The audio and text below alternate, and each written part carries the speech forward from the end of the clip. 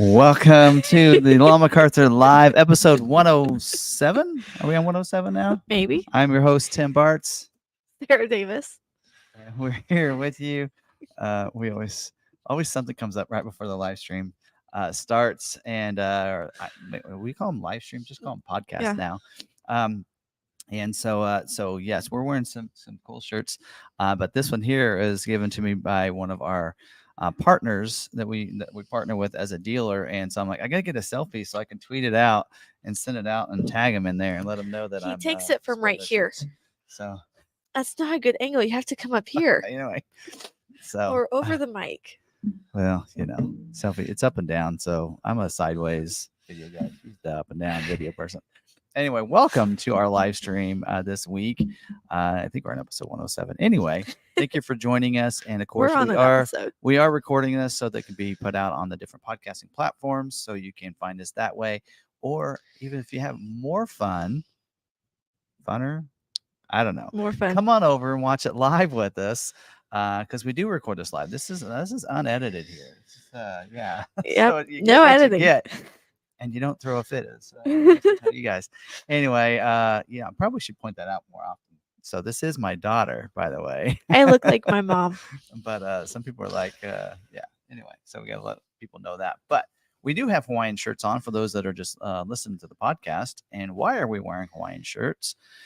Because first of all, we want to be thinking about those in Maui, what's going on there with the fires and such. And we are this month as a dealership, or not this month, next month, September, for every vehicle we sell, new or used, that we sell in the month of September, we're going to be taking $100 for each of those sold vehicles.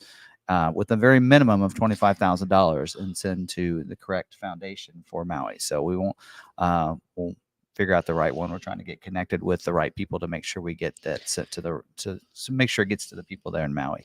Yeah. So anyway, we might be wearing the Hawaiian shirts more often this month. We'll see. I might have to go out and get one of my own. I usually don't. I have a couple of Hawaiian shirts. Actually, the next one we wear will be one from someone that actually is a customer. We actually have several customers from Hawaii. Yes, in fact, we do. have a Maverick that is in transit right now in the middle of the ocean, headed to Hawaii. Yes. So we've actually delivered several Mavericks to different people, residents of Hawaii, and even some of Maui. So anyway, but yeah, so this is Lebo's. So I'm gonna have to go get one or find one. Yeah. So anyway, but next week, gonna go kind of sporting the Hawaiian and summer thing, because next week it might be a little cold because we're headed to Colorado. Yeah. So anyway, but I found my jackets. So anyway, so thank you very much for joining us. Hopefully, we take the time to go ahead and smash that like button for us. I really appreciate it anytime. If you like any information that I share with you, hopefully you find it valuable. Yeah. Anyway, otherwise, let's see what else. Recording the podcast. Yeah. Sometimes we share what's happened this last weekend. I went to three birthday parties on Saturday, and then dropped off Will and Theo to you guys so that Lebo and I could have date night. Yep. We went back to the Prickly Pear. We had one of their burgers and got a flight of margaritas. It was pretty fun. That's where we had our member. We had a member event there. So yeah, Friday night we actually went over to Minneapolis, Kansas. That's right, you did. There's a place called The Farm there, and they actually have it's like a brewer. They have they brew their own beers there and everything. Mm-hmm. And someone, Paul from our church, our worship leader, and our choir director, both were performing there, and we went over there to kind of support him, and it was fun. It was a good time. So with some of our friends and everything, and then Sunday night we had dinner with the home group and everything, and had Will, Theo, and Jaden Saturday night for a little while. It was good. It was fun. Jaden and Will hadn't seen each other in a while. They needed some cousin time. Yeah, got some yard work, clean out a little bit of the garage on Sunday. Really said that. Recorded a video on the Bronco. Yeah. Should go live. Well, actually, yeah, pretty soon. So it'll be a quick one to edit. Yeah. So we'll have that go live because I'll have another one go live this week right before going to Bronco Super Cell. Yeah. Anyway, so all right, so we're caught up there. Also, don't forget membership. Talk about membership. Yeah. So if you'd like to become a member, it's right there by that subscribe button. When you click on it, it does give you all of the member perks and lists everything for you. If you are an iPhone user, you have to do things differently. You have to go to your desktop browser or your browser, click the little A and big A up in the link area, and request the desktop browser. Yep. And then from there, you can see it. Should be able to see it. Yes. So, and then all of our content is going to be found under the membership area when you're a Yeah. member. Also, it'll be in the community tab as well. Mhm. And then we post other stuff. Community tab will be member. If you're a member, you'll see membership stuff in the Yeah. community, but also anything that we do publicly will be in there as well, which we don't do a lot of posts there, but I there do. you go. You may not, but on all of our trips, I post something. Also, as part of membership, we do 2 videos a week, Mhm. minimum typically. We do a member live on Friday afternoon towards the end of the day. Yes. And then Saturday we do a lot walk. So this week, or we'll do that this week, but next week Mhm. when we're in Colorado, you'll see probably more than that. So we'll do some other content. So I'll have Sarah with me. We're always, creating content and recording content and everything. Yeah. So members will probably see more. And The we might members actually get do more- a member live. The members the get road. more of a vlogging type of experience. Yeah, it's more about us and Our family and and our thoughts and yeah. stuff that I don't always publicly talk about. Yeah. Yeah. There you go. Gonna be a member. You get to know us more. Yeah. So, and actually, I think I'm gonna one of these lot walks that I do. I don't know if I'm gonna do it this week or not, but I'm probably gonna do a public one, so you guys have an idea. Yeah. If you're not a member of kind of what are those lot walks like, so I'll probably do one. And as he puts it, you're not talking to yourself if you're talking into a camera. That's right. So anyway, all right. So all good stuff. Speaking of that, do you have some member shout outs ready to go? I've just been going for it anymore. Just go down through it, right? Yep. So we got Marine Vet here. Marine Vet's been a long time member. Yep. Thanks again for all your assistance on my order. I think that's the one that's in Colorado. Which brings up that point. If you're going to be in Colorado next week, come join us. Come join us. We'd love to see you at Wednesday.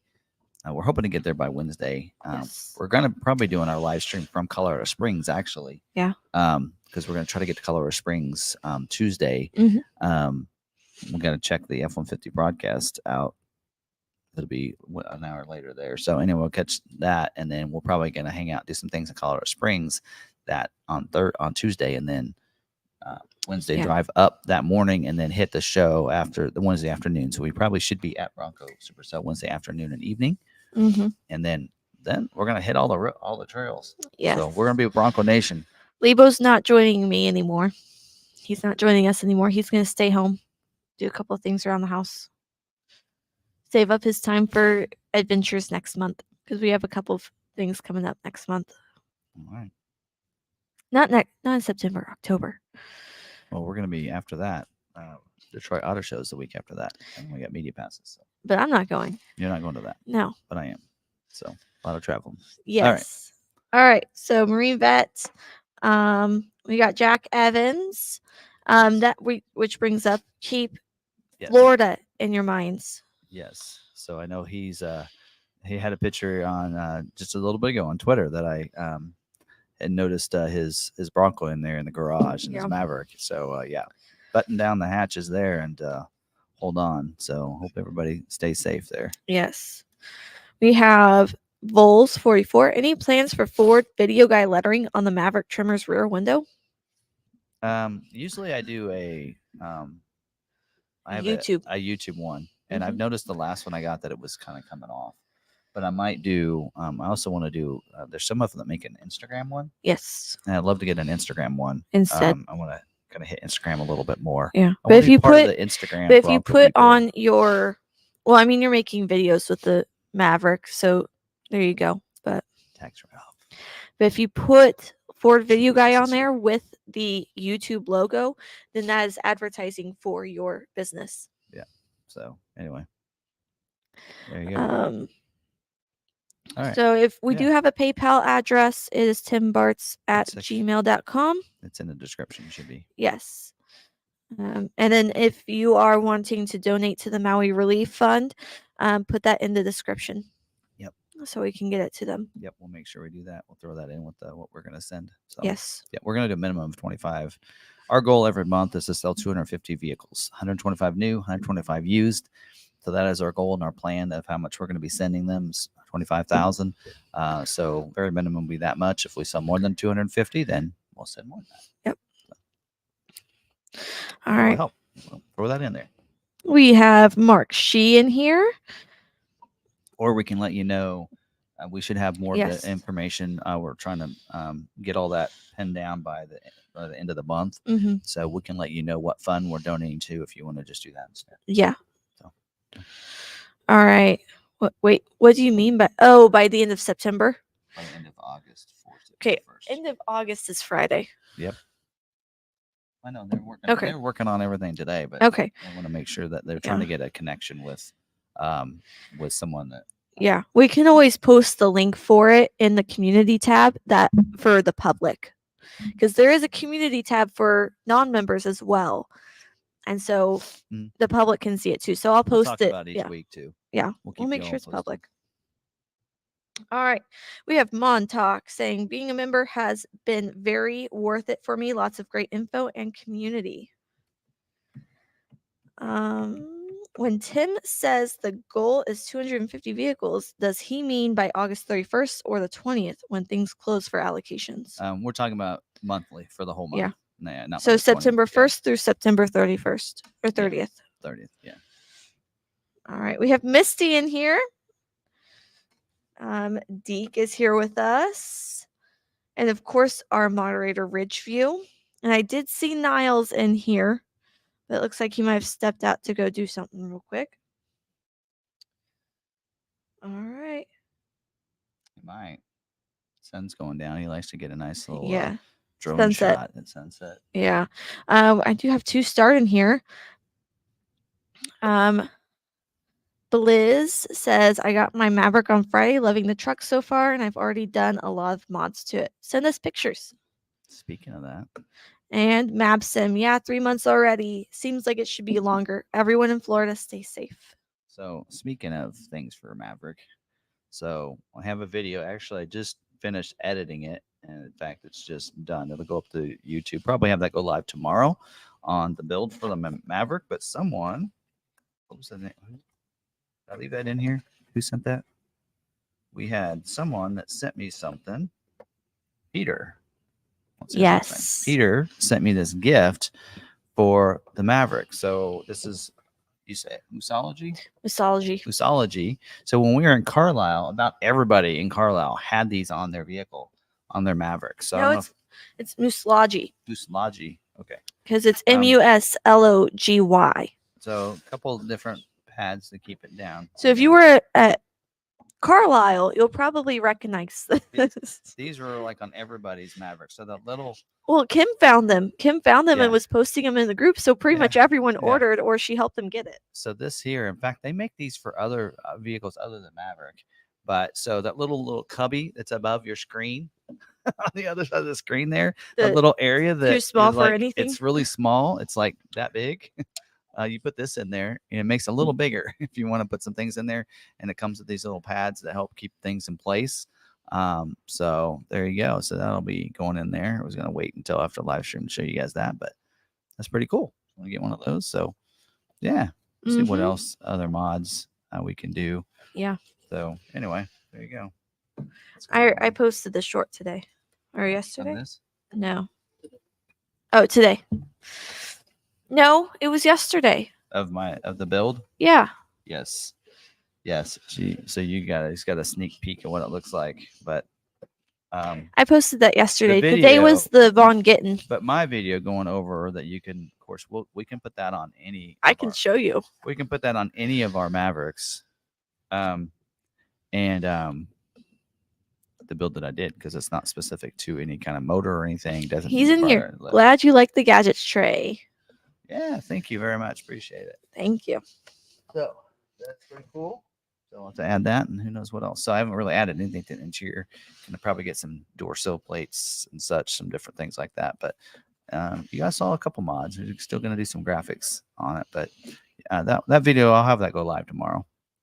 You guys can check it out tomorrow, along with another Bronco video, hopefully. Yeah. So speaking of that, videos that we've had go live in the last week, we've done the 24 Bronco Big Ben complete guide video. Then I go where I love those videos because I go over all the standard equipment and different options and everything.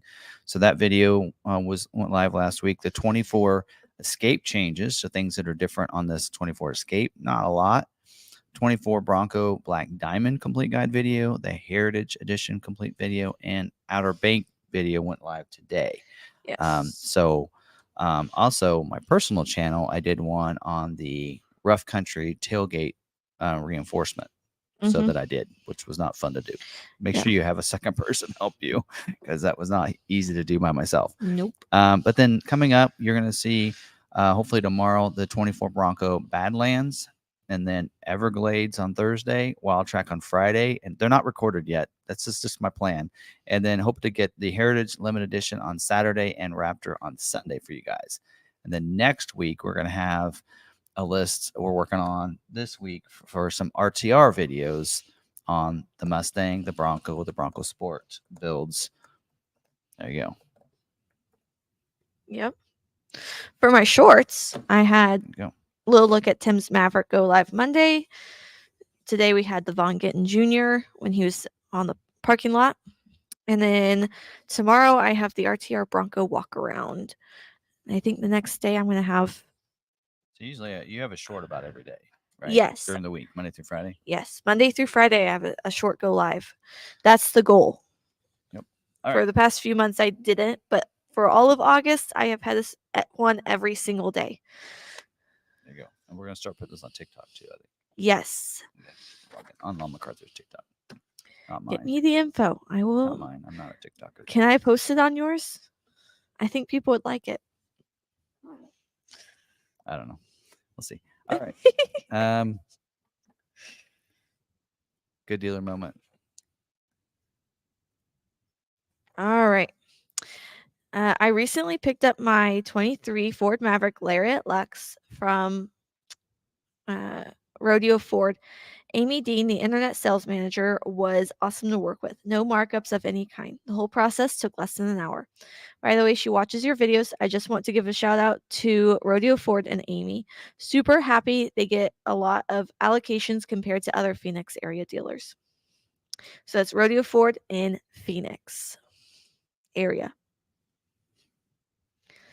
So perfect. Right. So we have an internet manager at Rodeo Ford watching our videos.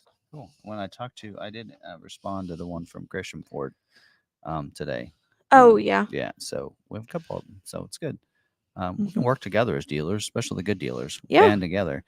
So we love it when dealers reach out and they have questions. So that's Johnny. He said, add Sarah Davis, your shorts are great. Love them. So I assume you do the shorts on ours, right? Not on your own.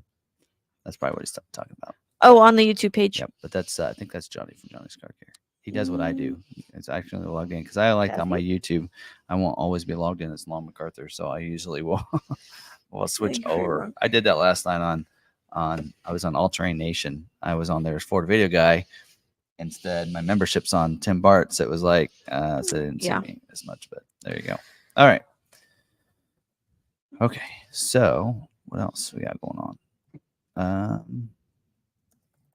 Scheduling. I think we can get into scheduling notes now. Nothing else. We ready for that? I will tell you this. There's not that many dealer news updates. So we'll and then there's only one recall. And you laugh when you hear about it because it's 10 people.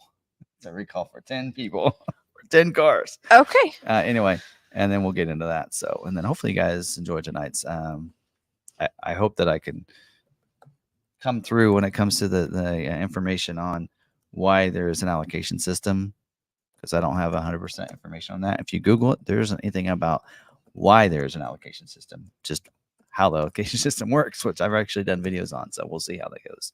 But there we go. All right. So let's go on to some scheduling notes here. Mm-hmm. Okay, so we're going to have two parts to the scheduling notes here. First one, we're going to go through what's going on for this week, and then we got information today about what's happening for next month's, scheduling. So we call it wholesale, whatever. But don't sure when that will start. Probably in a couple weeks yet, but we'll get some information of what the plan is for next month. So, but let's get into this first. Show you this. So terminology we're going to be using tonight. Order banks, that is where the orders are placed, stock and retail orders. What's a retail order? That is a customer placed order. So when we talk about retails only, I mean, we're talking about you guys, customers. Customers placed orders. And stock orders. Stock orders are orders placed by the dealer for stock. So we'll talk about allocations later, but get into that for lot. Those are for lot inventory. Priority codes. What is a priority code? I've had people actually tag me recently on social media and such. A priority code is the priority that a dealer is giving to the orders. They can give them anywhere from 03 now to 19 for your retail orders, because customer orders always looked at first, 20 to 80 for any stock orders, and then lower the better, right? So if you have something that's an 03, it's going to be looked at before a 19 will be. 19 is a default. So if some of you are like, mine's a 19, is that bad? I'm like, well, not if they just left everybody's as a default, which is 19. It really depends within the dealership. Scheduling, that's when Ford schedules an order for production date in the future. So when we talk about this, hey, they're scheduling this week for production dates in this time frame. That's how that works. So they're scheduling, taking an order to schedule for a production date in the future. It's kind of like scheduling a dentist appointment, right? You schedule it now for 6 months from now. Right? Anyway, production dates, when they do get scheduled, they'll be scheduled to the week, sometimes to the day, and eventually that week will turn into a specific day of the week that'll be built, which is when Ford plans to build your vehicle or your order. Allocations, Ford gives dealers allocations to schedule their orders. A dealer needs an allocation to schedule an order in the order bank, whether it be a retail or a stock order. And the dealer earns allocations from their sales for each model within the region, or whatever way they decide to set up their allocations for that model. Constraints, that's an option that may be in short supply or may take longer to build, which is why they can't do as many. Capacity, that is what their planned production rate is for a given, usually a trim, but sometimes a motor as well. We'll see that in the Maverick, and sometimes even an option, a different package. Job 1 and job 2, those are the production runs within the model year. So they usually split into those two different time frames, because sometimes they need to make adjustments in the production because of they either found a better way of doing something, maybe a cheaper way of doing something, or maybe they need to make some changes because they're running out of color, or they're running out of something that's in a package and they need to take it out for the second job run. Balance out or build out is what they're starting to call it now, is the end of production for that option or model. We're going to actually hear that quite a bit tonight on some of these vehicles, because they are finishing out and they're building out this next month for 2023 model year. So there you go. All right. And if you have any questions about any kind of the scheduling information, tag at, I put it down here right there. So go ahead and tag at Sarah Davis if you have any questions when we go through the scheduling information, and we'll get going here. All right. First off, the Mustang, 24 Mustang. They are doing what they call cleanup scheduling. Cleanup means that they need to clean up if a dealer has allocations not used, they need to clean that up. They want to go into the next month with 0 for each dealer, so they need to make sure they kind of clean up those allocations. A dealer earns a certain number of allocations if the first week that they would schedule within a month, they have, like, a dealer has 5 allocations, but they only have 2 retail orders in there, and they're doing retail only that week. They'll only schedule 2. There'll be 3 left over. So then the next week, maybe they need a certain, configuration that they need. Hey, we're doing all EcoBoost. Well, if you don't have an EcoBoost order in there, they won't schedule. So allocation carries over to the next week. And so they want to clean that up. So they're going to try to fulfill those allocations for those dealers, so they don't have to carry those over to the next month. Hopefully that makes sense. Production weeks they're scheduling for is the weeks of October 2nd to the week of October 23rd. Dark horse retail orders should be prioritized ahead of stock orders for specialty allocation. So the way Dark Horse works along with other specialty vehicles is that they are manually allocated. So, if a dealer has a Dark Horse allocation for this week, then Ford would say, hey, you have an allocation. Which order number do you want us to select? And what they're saying here is dealers need to select that retail order. So when you have a customer that wants a Dark Horse order, you need to put that in as a retail order and make sure you're selecting it over a stock one. Now, if you have none, but you have an allocation for a Dark Horse, then you would need to put in a stock Dark Horse order and then to get to use that allocation. We've actually had this happen a lot on Bronco Raptors. It's back this last month. I think it was a stock one we put in because we didn't have any retail orders or anybody that wanted to put one in. Retail only for the option of GT Performance Package. I believe also the Night Pony package too. And right now, exhaustive availability on the 20-inch premium painted aluminum wheel, which is the optional wheel on your EcoBoost Premium and GT Premium. By the way, the order banks are open up for the Mustang right now, and currently there's 1,011 orders in the order bank for retail orders, unscheduled. So, all right, 23 Escape. They are scheduling this week for the week of October 23rd. Or no, actually scheduling through. So that would be anything in October through the week of October 23rd. There you go. And actually maybe even further. So they're going to be scheduling a lot of weeks here for the Escape for 23 because they are finishing up the Escape. So there's 426 unscheduled retail orders in the order bank for the Escape. So, and the order banks for the 24 model year are open for plug-in, hybrid, and gas models. All right, 24 Bronco Sport. They are scheduling for 24 model year. Does say cleanup commitment again for dealers that have allocations not scheduled yet. They are scheduling for build weeks the week of October 16th through the week of October 30th. So that second half is that week of October 16th is when the startup is for the 24 model year on the Bronco Sport. Limited availability on Badlands and Outer Banks. Kind of funny because the next line says exhaust availability for the 17-inch carbonized gray painted wheel that is standard on the Big Bend. So I'm trying to figure out what's left. Outer Bank, Badlands, Big Bend is very limited. So yeah, good luck there. And then late availability is a black appearance package and the four-wheeling series as well. Those are both late availability. By the way, there's 279 unscheduled retail orders in order bank. Not very many. I mean, they build 8 or 10,000 a month. And just a little note, freewheeling edition, there's 49 orders in there. So it actually looks like their capacity is 3% for the year. And that's probably because they won't start building it until halfway through the year. And then it looks like they're over capacity at 13%. But really, when you look at it, remember that 13% is based on the 279 orders, which only accounts for 49 orders. They're going to build more than 49, right? 3% of what, 8,000 is much higher than 49. So if you have a freewheeling, you need to see that. Some people are putting these things like this out there. If you see that and you see some of the other stuff, they're not over capacity. They're within capacity on the freewheeling edition. So don't feel like you're not going to get scheduled. You're good. Order banks are open up right now for the 24 Bronco Sport. 24 model year Edge is not scheduling this week. There's currently 151 unscheduled retail orders in the order bank, and you can order a 24 Edge right now. There you go. No constraints. 24 or 23 Bronco. They said in here, and some people actually posted this in the Bronco 6G. What does this mean? I can only imply. Anyway, backfilling week 925. So people ask, what does backfilling mean? I think they've already scheduled into October.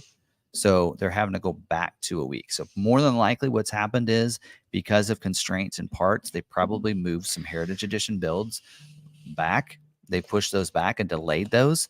And that opened up slots for scheduling for those weeks they had. So they're backfilling into those slots is what my take is on that. But again, don't take that. That's just my assumption. It might mean something else. And if it does and I'm incorrect, please educate me, because I need to know. Base series, Everglades manual transmission, Badlands with optional wheel. Of course, they've been balanced out for 23 model year, because you can't order those. Also, the two-door Heritage and Heritage Limited Edition are being delayed for production and scheduling, so they're not scheduling those either.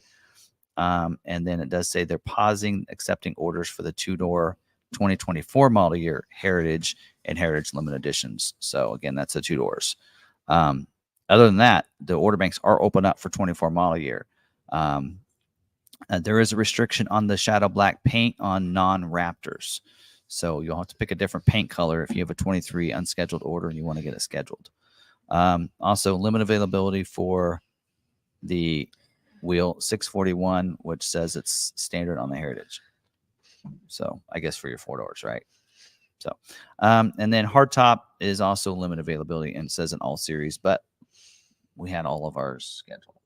Everything we had that scheduled last week was all hardtop, either four door or two door. And then just there's about 11,000 orders, retail orders unscheduled in the order bank. If you're curious, 18% of the unscheduled orders are Heritage Edition, which sounds like a lot. It's 1,985. And I did a little bit of speculation here. So question is, how many? So let's say they can't schedule any more 23s Heritage Editions, and we got to put them in for 24. How many Heritage Editions can they build in 24? And somebody can correct me if my math might be wrong. I think they build about 7,500 a month. And if that's the case, that'd be 2,700 they can build in 24 model year, or in a year. I said that's in a year. So I don't know. Again, speculating there. But 24 model year order banks are open up except for the Heritage two-door Heritage Edition and Heritage Limited Edition. So there you go.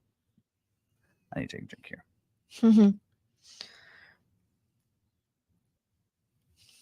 24 model year, or no, 23 model year Explorer. I keep getting off on my model years. They are scheduling this week, cleanup scheduling, again, filling up those last allocations for dealers that have them. They're scheduling for the weeks of October 2nd through October 23rd. Don't forget about the tow package. So add the Class 4 trailer tow package to all existing and future 23 Explorer ST line, King Ranch, and Platinum orders, and remove the tow package from all existing and future limited 300A orders. And also, Platinums have to be all-wheel drive. So if you have an order in there as a dealer that's two-wheel drive, you have to cancel it and reorder a Platinum four-wheel drive, because you can't just change the body code. You actually have to cancel it and reorder for those stocks, I believe.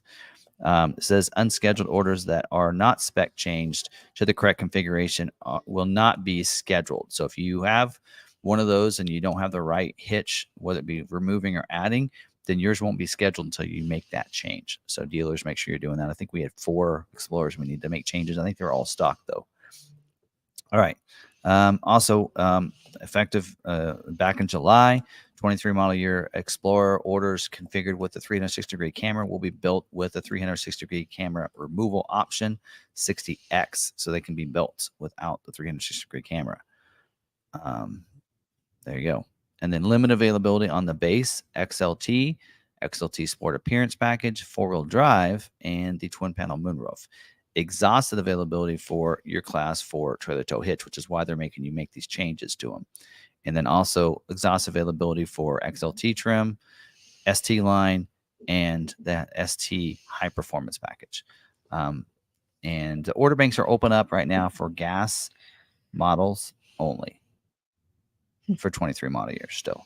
Okay. The hybrid has been closed. All right. 24 model year Ranger, no scheduling this week. And don't forget, you have time, since they're not scheduled this week, to make those changes to those FX4 packages. They have to have a running board on them, whether it be a Sport or the Chrome. You need to have that goes with the correct ordering. And don't forget, your Ranger Raptor orders cannot have the DIO spare tire lock. They removed that for this year.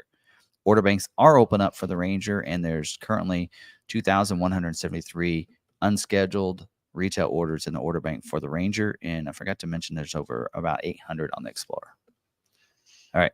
24 model year Maverick, they are doing cleanup scheduling this week again for dealers that have allocations available. I think actually we have 2 previewing this week. I think so. So we have 2 that might get scheduled from us for this week. And they are scheduling for the production weeks of the week of October 16th through October 30th. Exhaust availability for the splash guards, not surprised. Front and rear, also your tonneau cover, hard tonneau cover, option 21K. And I've been saying for the last 2 years, don't put those on your order anyway. So that's just proof. All right, there's currently for 24 model year 47,000 orders in the order bank. Not too bad, really. And keep in mind though that'll take about 5 months for those to get scheduled. So there you go. So pretty soon, by maybe halfway through the year, we'll be close to being able to see stock ones and be able to order one and get one in a timely manner. Second half of the year. So there you go. Also, I looked up. Looks like there's about 17,000 XL orders in the order bank. They should be able to build about 27,000, so within capacity there. Also, the hitch. There's 31,000 vehicles with the optional hitch, and their capacity for a full year is 78,000. So don't need to ditch the hitch. Order banks are open up for EcoBoost and hybrid orders. Based on the numbers I can see, there's about 32,000 hybrid orders in the order bank and about 14,000 EcoBoost orders. So there you go. So, and right now production level is, I think, 50-50 between hybrid and EcoBoost, and actually is going to get better next month. That's all I'm going to say for right now. 24 Expedition, no scheduling this week. Don't forget, Platinums will require the optional 22-inch wheel, and we're going to talk about something else that is going to need to be removed for 24 model year that happened last year. Order banks are open up right now for 24 Expedition. There's about 951 orders in the order bank, retail orders in the order bank that are unscheduled. 23 Super Duty, they are scheduling still for 23 model year. So thought they were switching over, but not yet. Looks like next month will be the startup for 24. So they're going to schedule Super Duty this week. There's about 23,000 unscheduled retail orders in the order bank. There we go. A lot of constraints. So let's see. When are they scheduled for? Looks like Kentucky is scheduling for the week of September 25th. Ohio is scheduling for the week of October 23rd.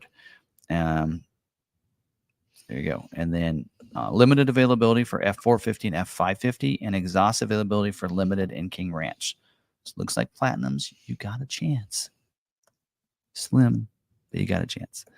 All right. Limited availability also on the F350 two-wheel drive with the diesel engine chassis, the 168-inch wheelbase for the dually. Also the frame for that's available. It's optional on the F450, F550, and F600 with the 7.3 diesel and the 169-inch dually wheelbase. Also limited availability on the gooseneck dual hitch kit as well as Lariat Ultimate package. So what are they needing? They need XLXLT orders. Pretty simple. Or Lariat without the Ultimate package is what you need to be looking for if you want to get scheduled. Exhausted availability for the King Ranch wheel, which we already know it's exhausted anyway for the whole trim. Also, many of the different frames. The one that's optional on the F550 and the 600 with the 6.7 and the 7.3 engines with the 145-inch dually wheelbase without the payload package. Also, the frame HBK frame that's optional on the F350 two-wheel drive with the 7.3 diesel with this 169-inch wheelbase, as well as the GBK frame that's optional on the F350 two-wheel drives with the 7.3 engine. It says 7.3 diesel. That'd be interesting. It's not 7.3 diesel. So I'm not sure if they mean just the diesel engine or the 7.3 gas, but the 145-inch dual wheelbase as well as a single wheel. And then the 205-inch wheelbase also is exhausted. That's optional on the XL, XLT, 455, 5600 chassis cabs. So those chassis cabs are struggling right now on getting produced.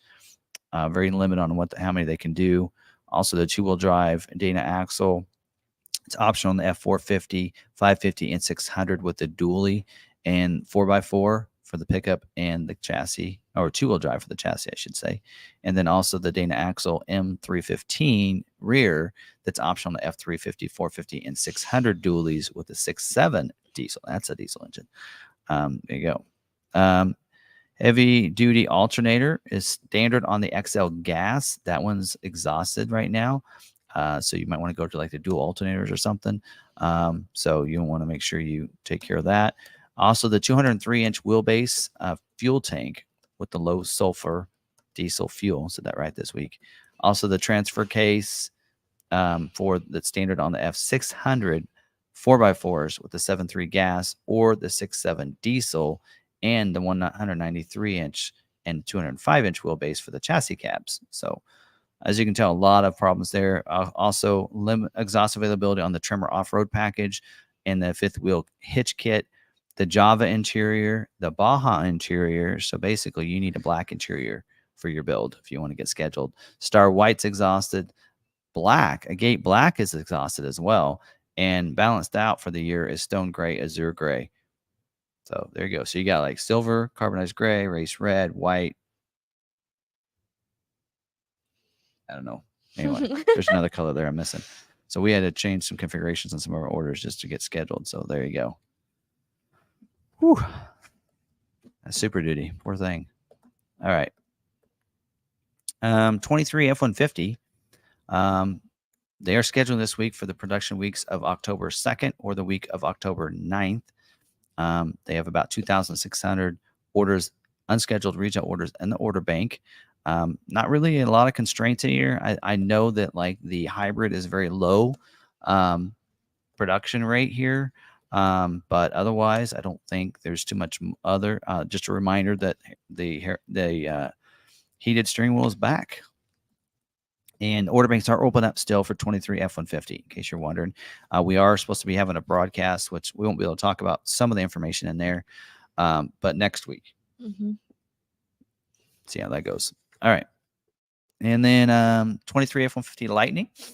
It is scheduling this week for production weeks for the week of October 2nd and October 9th. And then the order banks are open up. We're going to actually talk about that in a second. Part of the Is It True? I just spoiled it. Doesn't show how many orders are in the order bank for that one. There you go. They need orders. Other than the Pro version is not available on the Lightning, but you can order about anything else right now. So 23 model year Mach-E is not scheduled this week. There's only 56 unscheduled retail orders in the order bank. And right now you can't order a stock California Route 1. All right. 23 model year Transit Connect van and wagon is scheduling this week for production weeks for the week of October 2nd through the weeks of October 23rd. Order banks are closed on this. So about 2,600 retail orders in an order bank that are unscheduled. So there you go. No scheduling constraints on either one. We're almost done with Transit Connect, by the way. And then 23 model year Transit, they are scheduling for the weeks of October 16th and the weeks of October 23rd.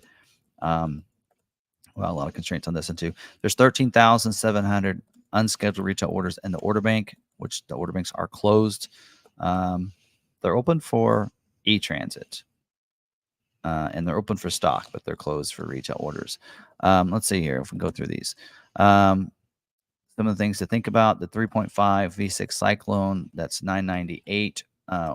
Orders needed from dealers with remaining non-BEV, that's e-transit commodity allocation. So if you have an allocation, then they need that engine.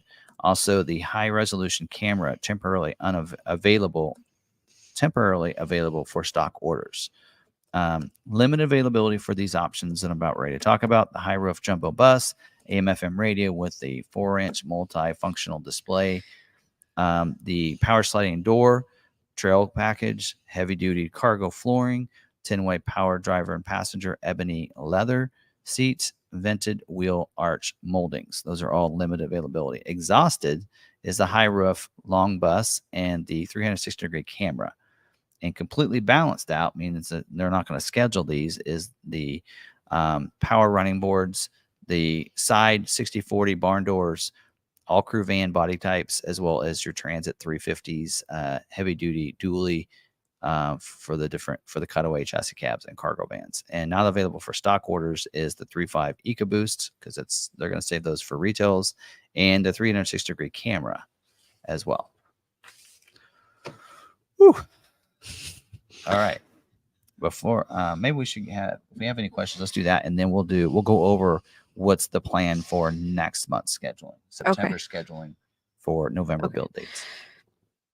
They were talking about how when you start talking about Super Duty, it's gibberish. You have to have PhD Super level. Duty people know what I'm talking about. You have to have PhD level truck speak to know about Super Duty. Yes. Which I think I'm about 50-50 there. I know the trucks will. Let me tell you this. So when I started in the business, I knew nothing about trucks.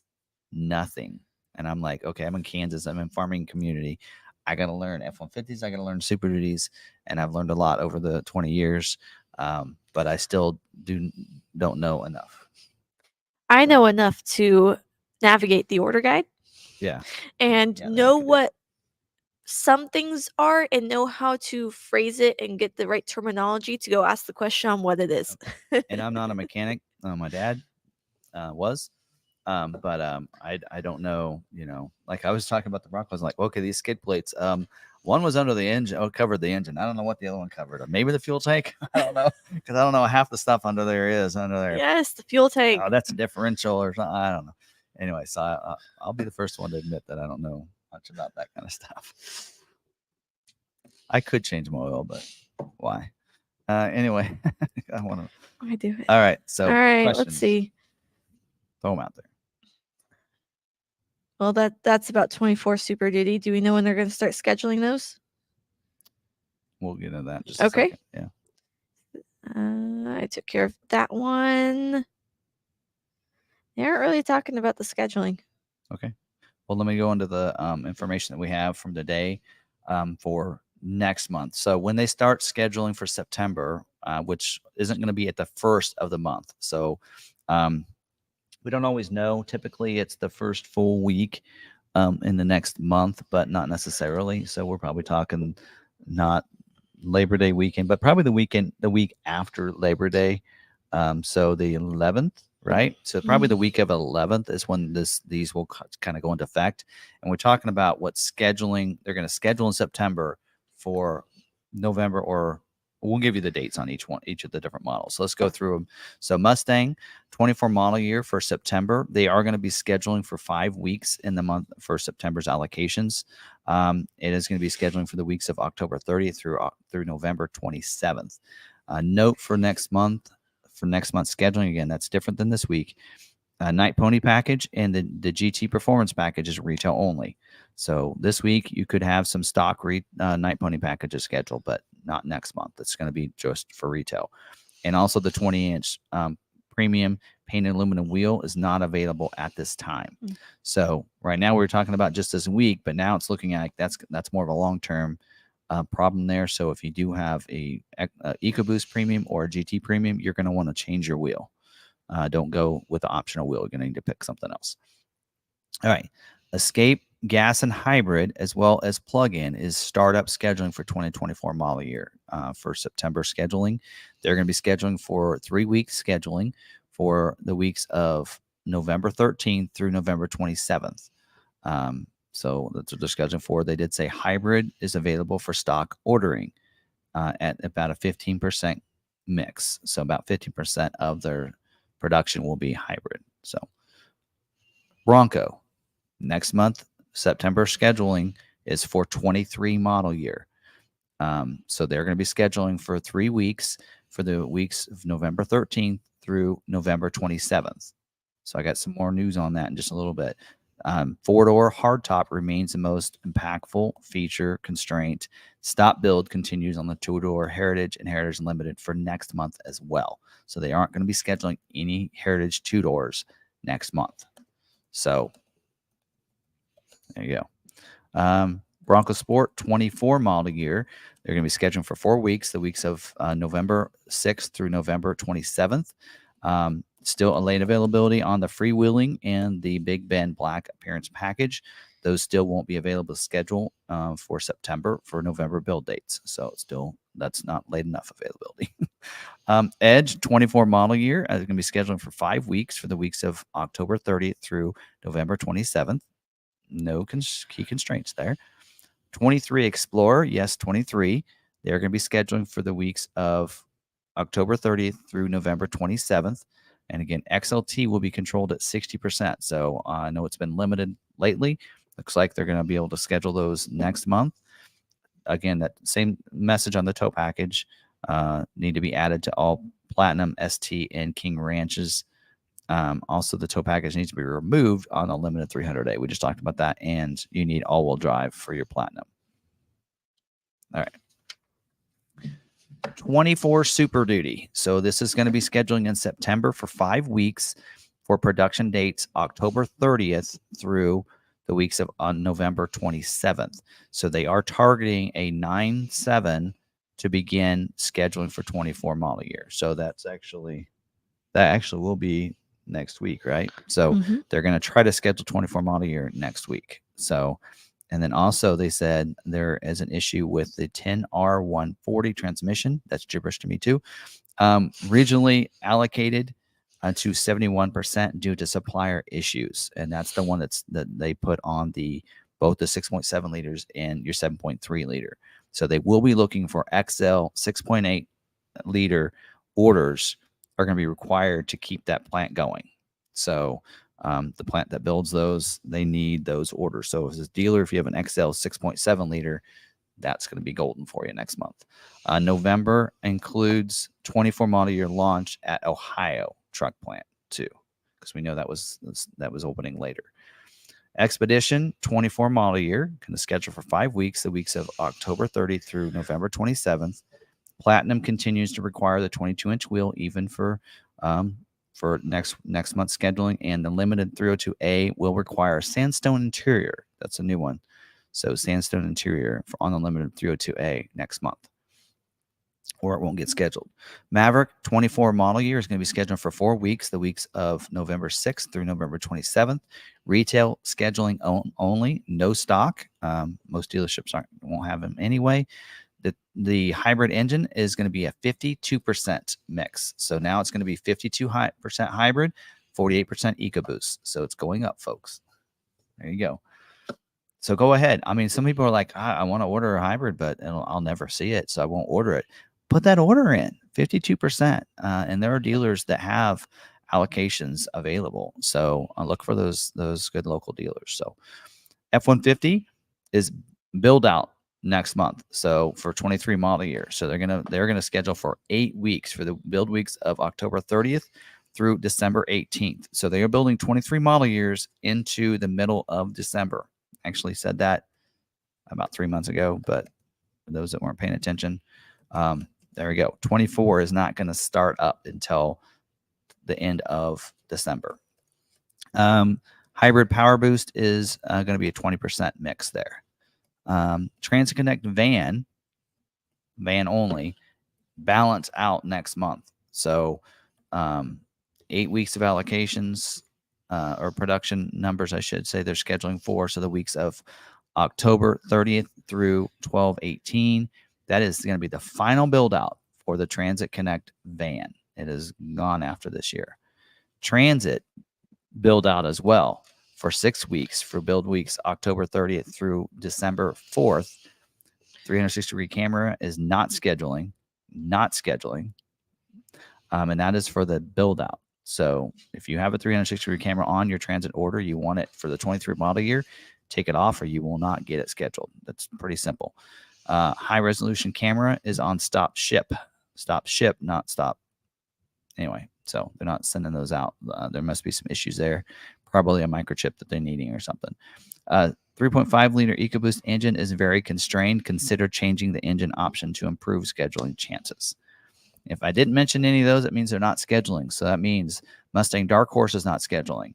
The Mustang Mach-E is not scheduling. E-Transit is not scheduling. Transit Connect Wagon, Ranger, Ranger Raptor, Bronco Heritage Limited Edition. Those will not schedule in the month of September. So if you have one of those, I'll see you in a month. All right. Let's talk about F-150 Lightning for a second, though. They are actually for 23 model year, September wholesale, which is next month, is going to be scheduling for a 2-month number for November and December production. So that's going to be the build out for 23 model year. 0% pro version, even though they asked people to put in pro versions. I haven't seen really any get scheduled. XLT 311A, they're going to schedule about 24% of the production will be that configuration. 21% will be XLT 312A configuration. 9%, only 9% will be the Lariat 510A.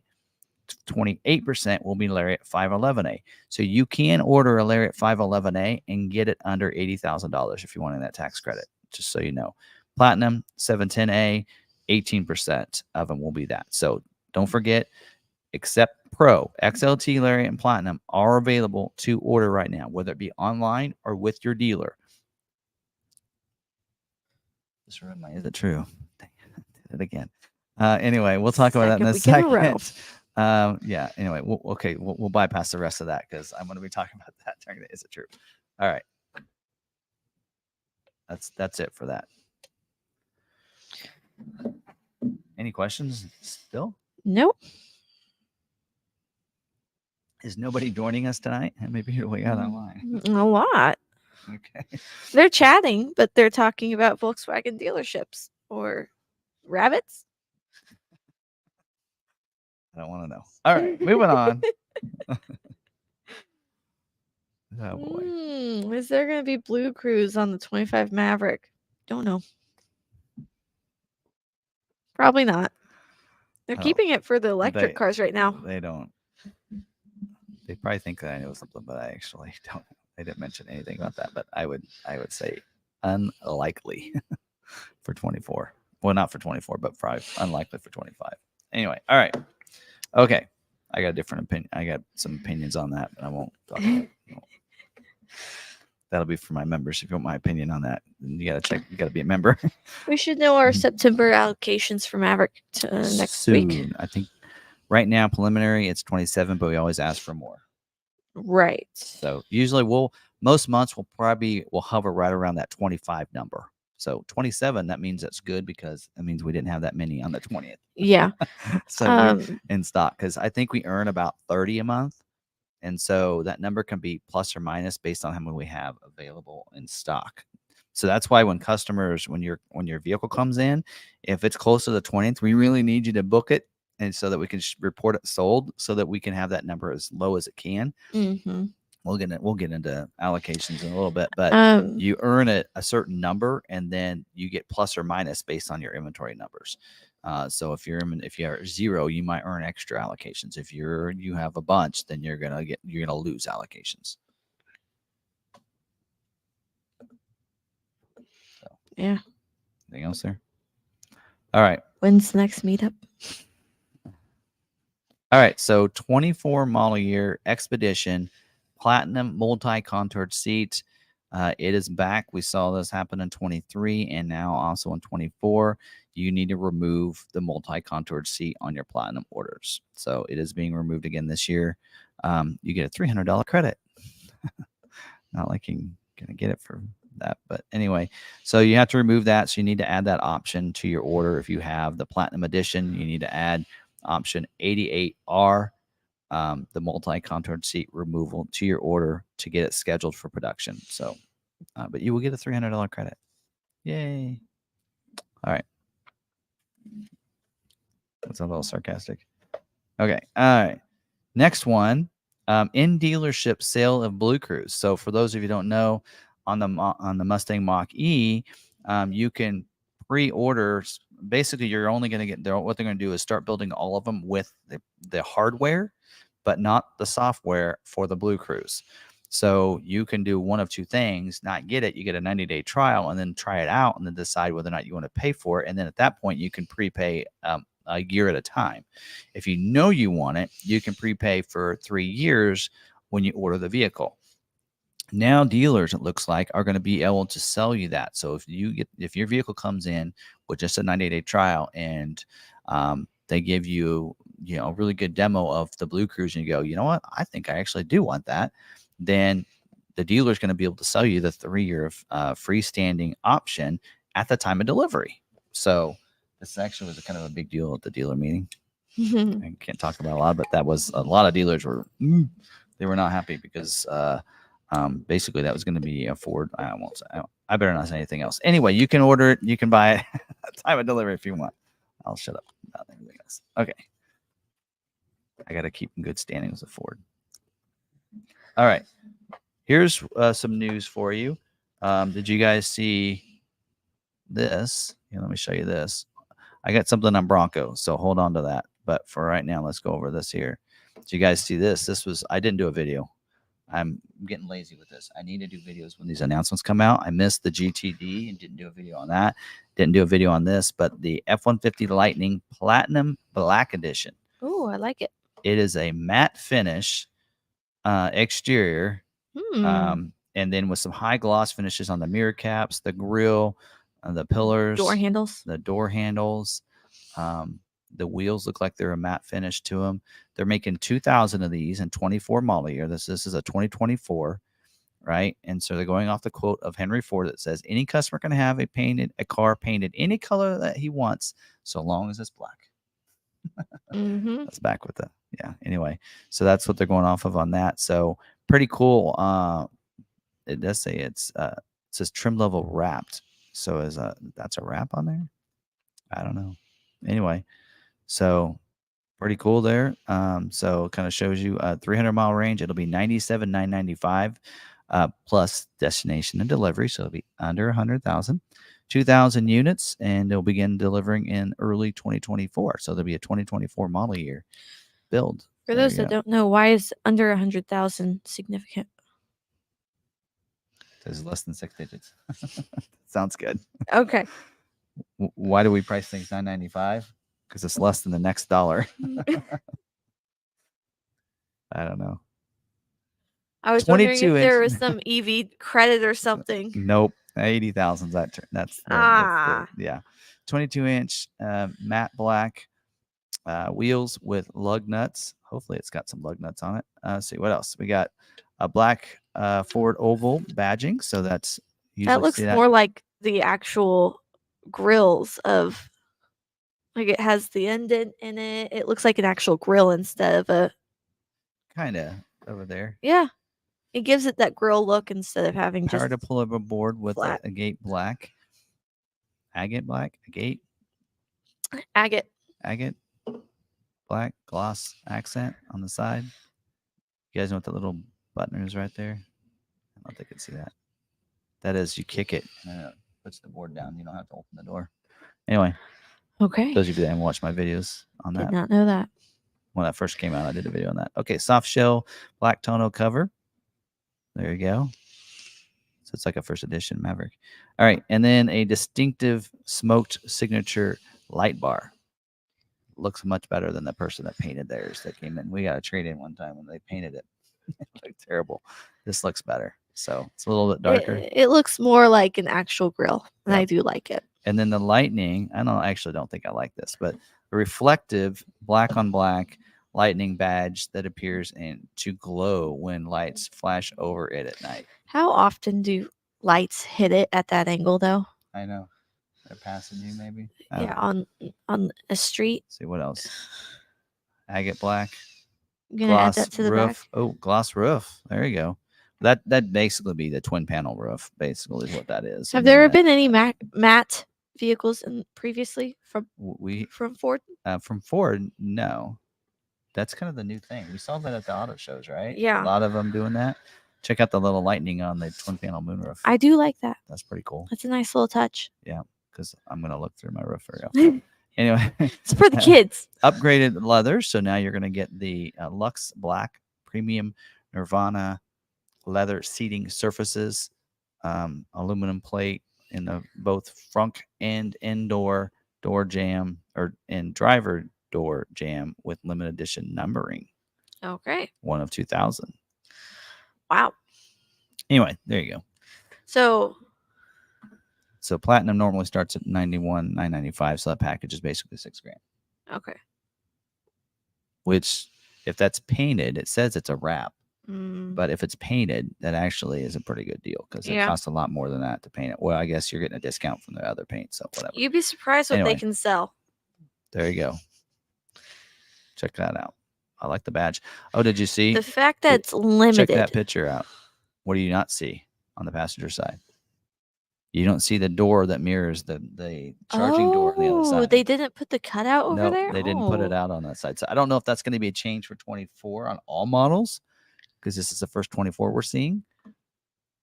Don't know. So that's the driver's side. There you go.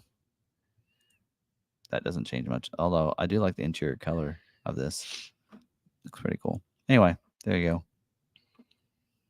I mean, we've done some matte finish. I'm a black interior guy, so I kind of like the interior. Well, McArthur's done a couple of matte wraps on some We had a Black Widow. We had two. In the blue, and it took forever to sell it. We had two. We had a black and a blue. Yeah, the blue one it's stuck around forever. It was here for almost a year, I think. Yeah, it was here for a while. They basically got the paint color for free. All right. Yeah. Okay. There we go. That's that. And let's get into Bronco. So you guys are like, who cares about that Lightning? All right. Well, there's some people do because, and by the way, so Lightning, for instance, you're going to start seeing some stock inventory by the end of the year.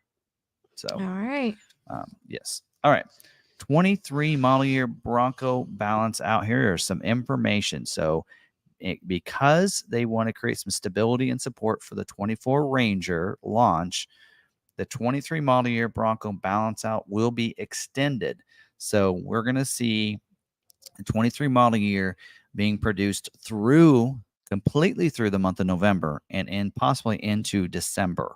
So it does say that the 23 balance out is being extended by 6 weeks. The new targeted balance out for 23 model year is late December. So we could a 24 model year will truly be a 24. So it looks like production for 24 will be a 11-month production run, and 23 will end up being like 13 or 14 months. So there you go. All right. That's kind of big news there. So they're going to be extending that. So they're going to give dealers, because we have estimated allocation number, and we say estimated for those numbers that we were supposed to have for 23. They will extend us for those other months, for those extra 6 weeks for production numbers. So we will get all of our 23s, maybe, or at least maybe a 4-door Heritage. I don't know. We only have 2 unscheduled, so we might have some stock ones. I hate to say that. So what I'd say, I almost want to save this for people, but I would say if you're out there and you are wanting to put an order in with us, because we only have like 2 unscheduled other than Heritage Editions. If you're wanting to put in an order, we can, I think, still put in a stock order for a 23. Because what's going to happen is we're going to earn probably 9 allocations and have 7 unused unless we have a stock allocation. So if you're wanting to put one in, we could actually put a stock order in for you, and it'll be based on the price that it is now. So if you're wanting a 24, so that's something to think about. Okay. Now you wouldn't, of course, 24, the nice thing is everything has a 12-inch touch screen. Of course, vinyl seats have already been moved over, but that's something to think about, but that might be a way to go there. So, okay. That's all my dealer news. All right. Any questions about that? Mm-mm. Okay. Recalls. Or recall, as I call it. So there is one recall in here. It's an updated. There was one, I think, also on a Lincoln product, but I'm only going to cover the Ford. So this in here is safety recall 23S50. This is for certain 23 model year Explorer vehicles with a 2.3 liter engine. This is to replace the turbocharger oil supply line. This affects 10 vehicles. 10 vehicles. So they could have just called those people. I mean, 10. How long does it take to make 10 phone calls? Anyway, Forever. So, basically, the reason for this recall is affected vehicles have 2.3 liter engines that may have a torn or cut turbocharger oil supply line O-ring. A torn or cut turbocharger oil supply line O-ring allows oil to escape and contact hot engine surfaces, increasing the risk of an under hood fire. Another one, an injury. A low engine oil pressure warning will illuminate after the oil level is reduced sufficiently. If the customer continues to drive the vehicle with low oil pressure, the engine may eventually seize, resulting in a loss of motive power, which increases the risk of crash and injury and probably needing a new motor. It says owner letters mailed to customers, Ford will advise customers to safely park and shut off the vehicle. It didn't say park it outside, but there you go. Anyway, and then let's see, when are those letters are going to go out the week of September 11th to those customers. So there you go. But it's only 10 people, right? Are you one of those 10? It's for vehicles built at Chicago, but a 23 model year built in Chicago between July 25th through August 3rd. And again, it won't be every vehicle. It's only 10 vehicles, actually. So when those recalls have those dates in there, it doesn't mean every vehicle built in that is going to have the recall. That's something sometimes I have to, let people know is that your vehicle may not be affected by that just because it's built in that date range. All right. That's the recall. Less and less every week. Hopefully next week we have 0. That's Ford's goal, right? And sometimes these aren't new recalls. They're just updates. That actually is a new one, but a lot of them are just updates to the recalls, right? So, because a lot of times they'll do an advanced dealer notice, which is I let you guys know about. And then once the letters go out, that's when the actual recall hits for customers and what they need to do and how to get those resolved. So, all right. You ready to move on? Yep. Do each dealers get one Bronco Raptor allocation? It is an allocation Bronco system based on what they sell. Okay. Like so we'll get to that received later. one this month, right? But we usually get like one every month, right? But some dealers get maybe. So we can get to that during our topic when we're talking about allocations. A little bit. We've already talked. I look back actually. Well, I'll get to that in a second. Let me get the is it true first. All right. So this week, somebody did email me. And they were looking to put an order for an F-150 Lightning. So is it true that you can order an F-150 Lightning? So here's what he had to say. He said, I called a local dealer. I told the sales rep I wanted to order a Lightning, and he insisted the order banks closed on the 16th. I questioned this as I can clearly see online the XLT is available for order. After a 5-minute hold, he came back and said his offices confirmed that the order banks are closed. After looking closer, I then realized that I could place the order 100% online. So I did and assigned it to another dealer in the area. I won't say the dealer's name. Closer to my house. I called the dealership that I was able to assign the order to just to give them a heads up about the order, and they seemed confused that I was able to actually place an order online, including paying the deposit.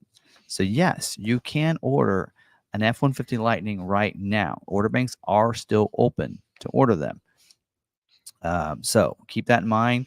We're probably going to see some stock ones. I mean, we actually received 4 stock. We had 4 of them scheduled last week for us. We're going to have a really cool package put together. We have 4 stock Lightnings coming in. They're going to be XLT standard range with a little flair to it. We're going to do a special Lightning build that'll be fun and still keep that, I think, right around 50, 59. I can't remember. I think 59, but with the tax credit, you're going to be close to 50. I think our goal is to be at 49.9 with the $7,500 tax credit.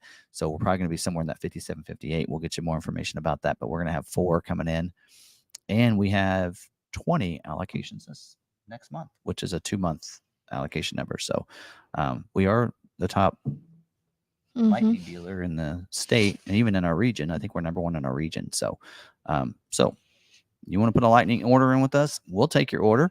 And don't forget about our special deal we have. Not to sell anything on this. It's not what this live stream is about, but there you go. Just so you know. Just so you know. All right. Because we do advocate that if you have a local dealer that can help you, please order with them. That's the reason why we highlight dealers, is so you guys in those areas know where the good dealers are. So, all right.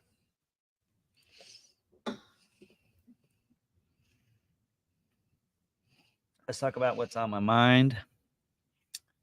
And this week we've had a lot of people. So last I noticed, and this kind of came up because in Maverick Truck Club, some people had put out there's a thread going out there about the how Ford was supposed to prioritize those carryover 23 orders, but yet they did see some people that got just ordered their 24 for the first time and didn't have a 23. They got scheduled already, and they're frustrated on how is that possible and this and that.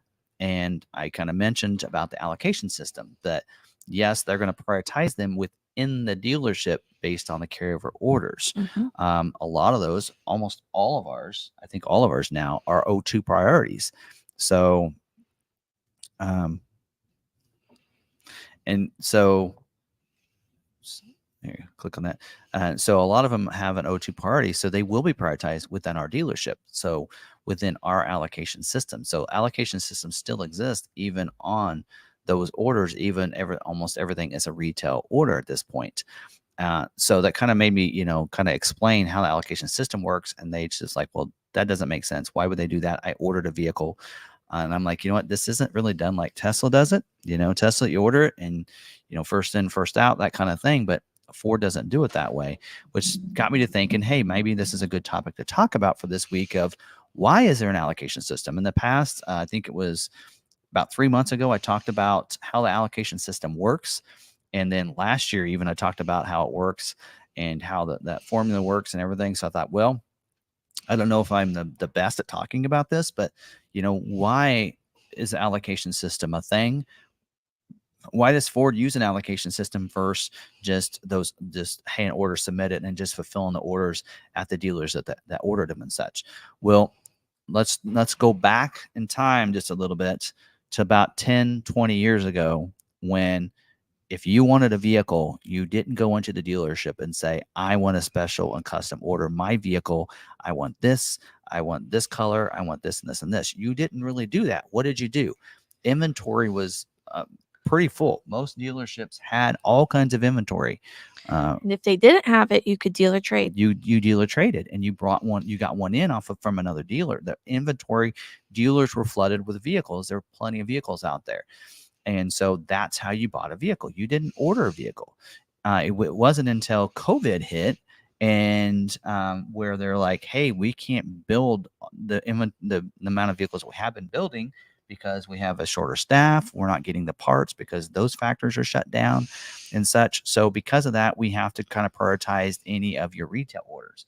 Well, then at that point, dealers like McArthur and other dealers that were smart, they said, hey, here's what we have to pick from. When those are gone, they're gone, unless you want to order one. And then you're going to have to wait and have it come in, but they will build those first. So what did we do? We took orders for customers. And that's why we're actually doing so well, is because we took orders when most dealerships in the metro areas have said, nobody's going to buy a vehicle without driving one. That's the way everybody's been. But it happened. COVID changed everything for everybody. But then also the introduction to new models that Ford hasn't been building, right? The Bronco, the Maverick, the F-150 Lightning. These vehicles came out and production hadn't started yet. So they had to start from zero. And so people that wanted them, they made that availability to order it, right? Reserve one. Go ahead and order one on the Maverick. It wasn't reservation at the very beginning on the Maverick. It was go ahead and order one. Lightning, it was reserve one, and then you can be put in line. Bronco was the same way, right? And that's when that kind of started. And so it shifted this change. So going back, kind of moved forward, going back again, how did dealers get that massive inventory? How did we get inventory on these dealer lots? It was an allocation system that Ford set up years ago. So it was based on the amount of vehicles those dealerships, basically sold. Hey, you sold a bunch, you got some. For a long time, we weren't one of the top dealers in the KC region because we didn't sell as many. COVID actually helped us because we started ordering more, and they started giving you allocations based on your orders there for a while, and that's what happened for us. And now it's based on your sales volume for each model. So if you are a dealership that sells a lot of Super Duties, we're the number one Super Duty dealer in our state. We're one of the top in F-150 in the country. Because of that, we get more allocations for F-150 Super Duties than most dealerships in the KC region or even in the state. And so when you want to go find a vehicle, you learn this as customers. You probably don't even realize it, but you probably learned you wanted to go get a vehicle. What did you do? You went to the big city. If you lived in a small town, what did you do? Did you go look at your small town dealer? Probably not. They didn't have a lot of inventory, right? You went to the big metro dealers and you went to go handpick your vehicle out. They had them. Why did they have them? Because it's allocation system. So they gave more allocations to dealerships that earned the allocations and selling the vehicles. If you were really good, you were selling them. Maybe you were selling them because you discounted them. Maybe because you cut out, all the profit from it, right? We've seen dealerships do that. Woodhouse is a big one that comes to mind. Woodhouse, Ford, Nebraska. They are one of the top dealerships in the KC region and even in the country there for a while, because what do? They pretty much undercut every dealership. They went below invoiced pricing to get people to come buy from them so that they could get more allocations and get more vehicles. And then hopefully they'd get the repeat business and so on and so forth. So then when you wanted a truck, you went to Woodhouse if you lived in this area. If you lived in the Midwest, we're going to go to Woodhouse because they got they had their trucks all over on a hill lined up. And that's kind of the way it worked. And so now it's allocations are kind of based that way too. It's sales volume minus what inventory you have. So if, let's say, as a dealership, you earn a lot because you sell a lot, but you still have a lot on your lot, they're not going to give you more. Let's say, like if we have a lot of F-150s right now, we have them significantly discounted because we know we won't earn allocation if we have some in stock. So we have to sell it so that we can earn allocation. That's why he says if you like it, but the price isn't right, wait a little bit. If it doesn't sell, the price is going to go down. Right now, a good time to look, the 20th is a time frame. It's called sales snapshot, and Ford looks at how many you've sold by the 20th and what inventory looks like that you have on your lot at the same time, or a vehicle. And what they consider on the lot is vehicles that's been delivered to you but haven't been sold.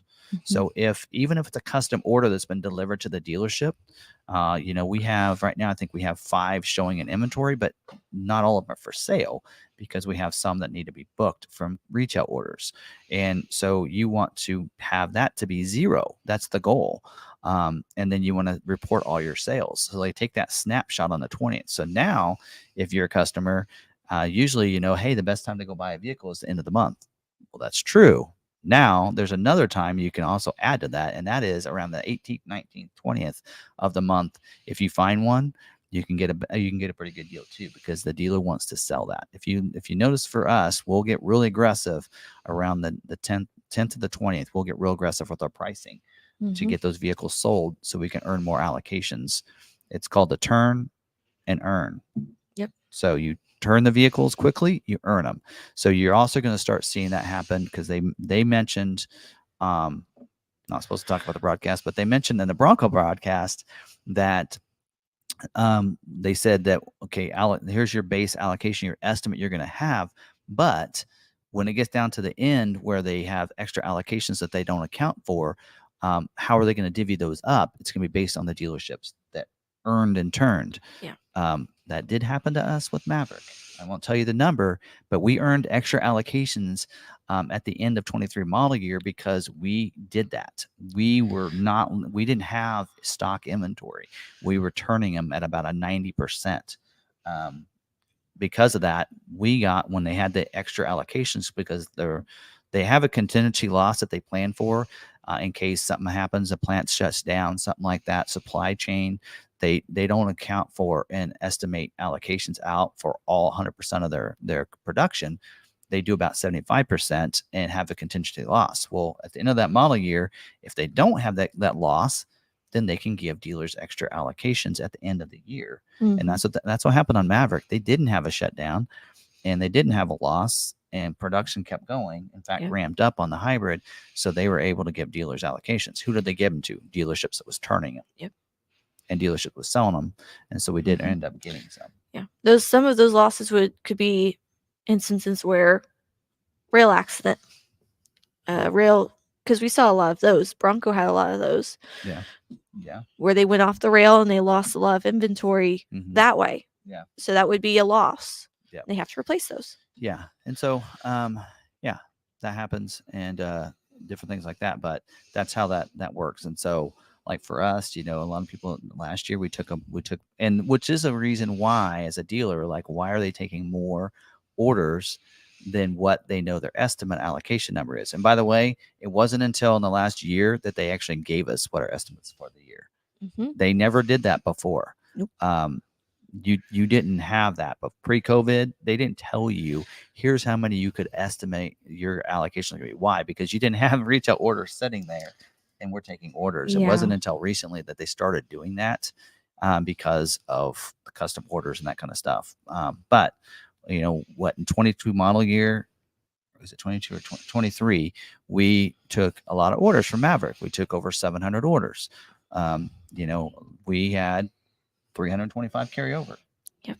And so we have 325, orders. So did we take too many? Yeah. But at that time, again, Ford didn't tell people. We talked about that in the past. Yeah. But anyway, they didn't give us the proper formula. They had switched up that formula. And so they didn't tell us until after those order banks had closed already. Yeah. And sometimes a model won't be based, their allocation number will be based not on your sales volume and what you have in stock, but also it's usually done within your sales volume within the region. So the region gets a certain number of allocations, and that's based also on how your region sells that particular model. So our region sells a lot of F-150s and Super Duties, so our region does get a bulk of that. Now, whereas California probably gets a bulk of your mach-e allocations. Yes. And your Lightning allocations and your hybrid allocations. I mean, we saw a lot of those Maverick hybrids going to places in California, which dealership that's first place. Yeah. Which we may never catch, but we're trying on the Maverick. We're currently in second place, and for the country. So we want, anyway, that's kind of how that works. And dealers should, if dealers are smart, they will price their vehicles accordingly to turn so they can earn those allocations. Yep. And that helps them sell more. And the more they sell, then the more. That's why when you see vehicles that are 10K over, if they're trying to turn and burn them and they aren't going, that's not going to help them. Yeah. So there's a reason it's 10K over. I won't tell you our process, because I think we have a process we don't want dealerships to know and to repeat, because it works for us, and we do really well. They work for us, but not for everyone. Yes, I won't say what our process is. Some of the members may know, but I won't talk about that process. But each dealership needs to learn and find out where that is. And so hopefully what that'll help do is, because of this system, because of Ford's, not the allocation system necessarily, but because of the turn and earn philosophy, and Ford tells you that we need you to turn and earn them. They're telling dealerships to not hold on to that. They've actually said this. Some of those dealers are like, we need more Broncos. Well, you need to sell the ones you have. And they're like, well, I can't sell them. These things won't sell. It's like, and they look on their website and they go, well, you haven't priced 10 grand over. That's probably why you're not selling them. So hopefully this will help for people that notice Bronco and Mavericks on dealer lots, that you won't see them marked up as much. So especially right now with the order banks completely open on Maverick, we're selling our EcoBoosts at, if we have one come available, our EcoBoosts are at MSRP right now. I think our Tremors we're right around 1,000 over, but that's even negotiable. And then our hybrids are about 2 grand over. So we're not getting real aggressive, because we know now there's enough of them out there. The demand has lessened. Or people are just going to wait for theirs to come in. So anyway, at MSRP. So we always do all ordered vehicles MSRP, other than specialty vehicles. Yeah. So there you go. But and then some people, here's something else I want to talk about on this, is that some people like, now is the allocation system right for custom vehicles like Bronco and like the Maverick? That's not for us to say. We follow Ford's guidelines and such, but that might be something to be argued. Should it not be switched? I know in 2022 on the Maverick, it was based on what orders you took, and then the dealerships that had the orders are the ones that got allocations. Now it's kind of when there's a new model year, a new model like the Bronco and the Maverick, they try to give dealers allocations based on a market basket of who they think that customer is coming from. So especially if the new model, like Maverick was a new model, right? They didn't have a little truck like that. So they had to guess what's that buyer going to be coming from, and from the Ford lineup, right? So what they did is then they kind of base it off of Escape, Ranger, and Bronco Sport. They thought those were the buyers that would be looking at a Maverick. So they gave dealers allocations based on what they sell of those models, which makes sense. Last year, they included Maverick into that number, but not until dealers fought for it, thanks to the dealer cancel and such. So that's how it's done. This next year for 25, it'll be based completely on Maverick sales, because now we'll have 3 years of Maverick. I kind of fought for the fact that it should have been solely Maverick for 23 model year. And, some agreed, but I'm like, we had a whole year of Maverick sales. Why didn't it work? Because they wanted more. Bronco, when Bronco came out, allocations were based on the number of Jeep registers within your market area. So we got allocations based on how many Jeep Wranglers were in our city, basically.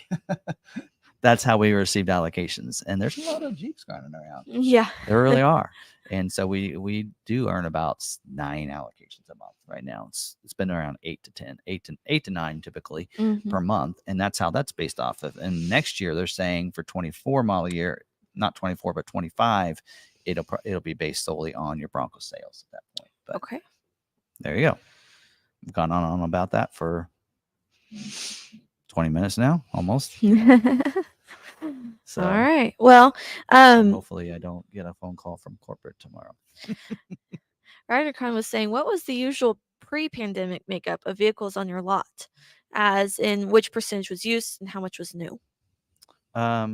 So right now we have well, pre-pandemic. I know. I'm thinking back. So our goal, even before COVID, was to sell about 100. Back then it was 100. Our goal was to sell about 100 new vehicles a month, and we usually carried about a 2-month supply. Well, not 2 months, about a month and a half supply.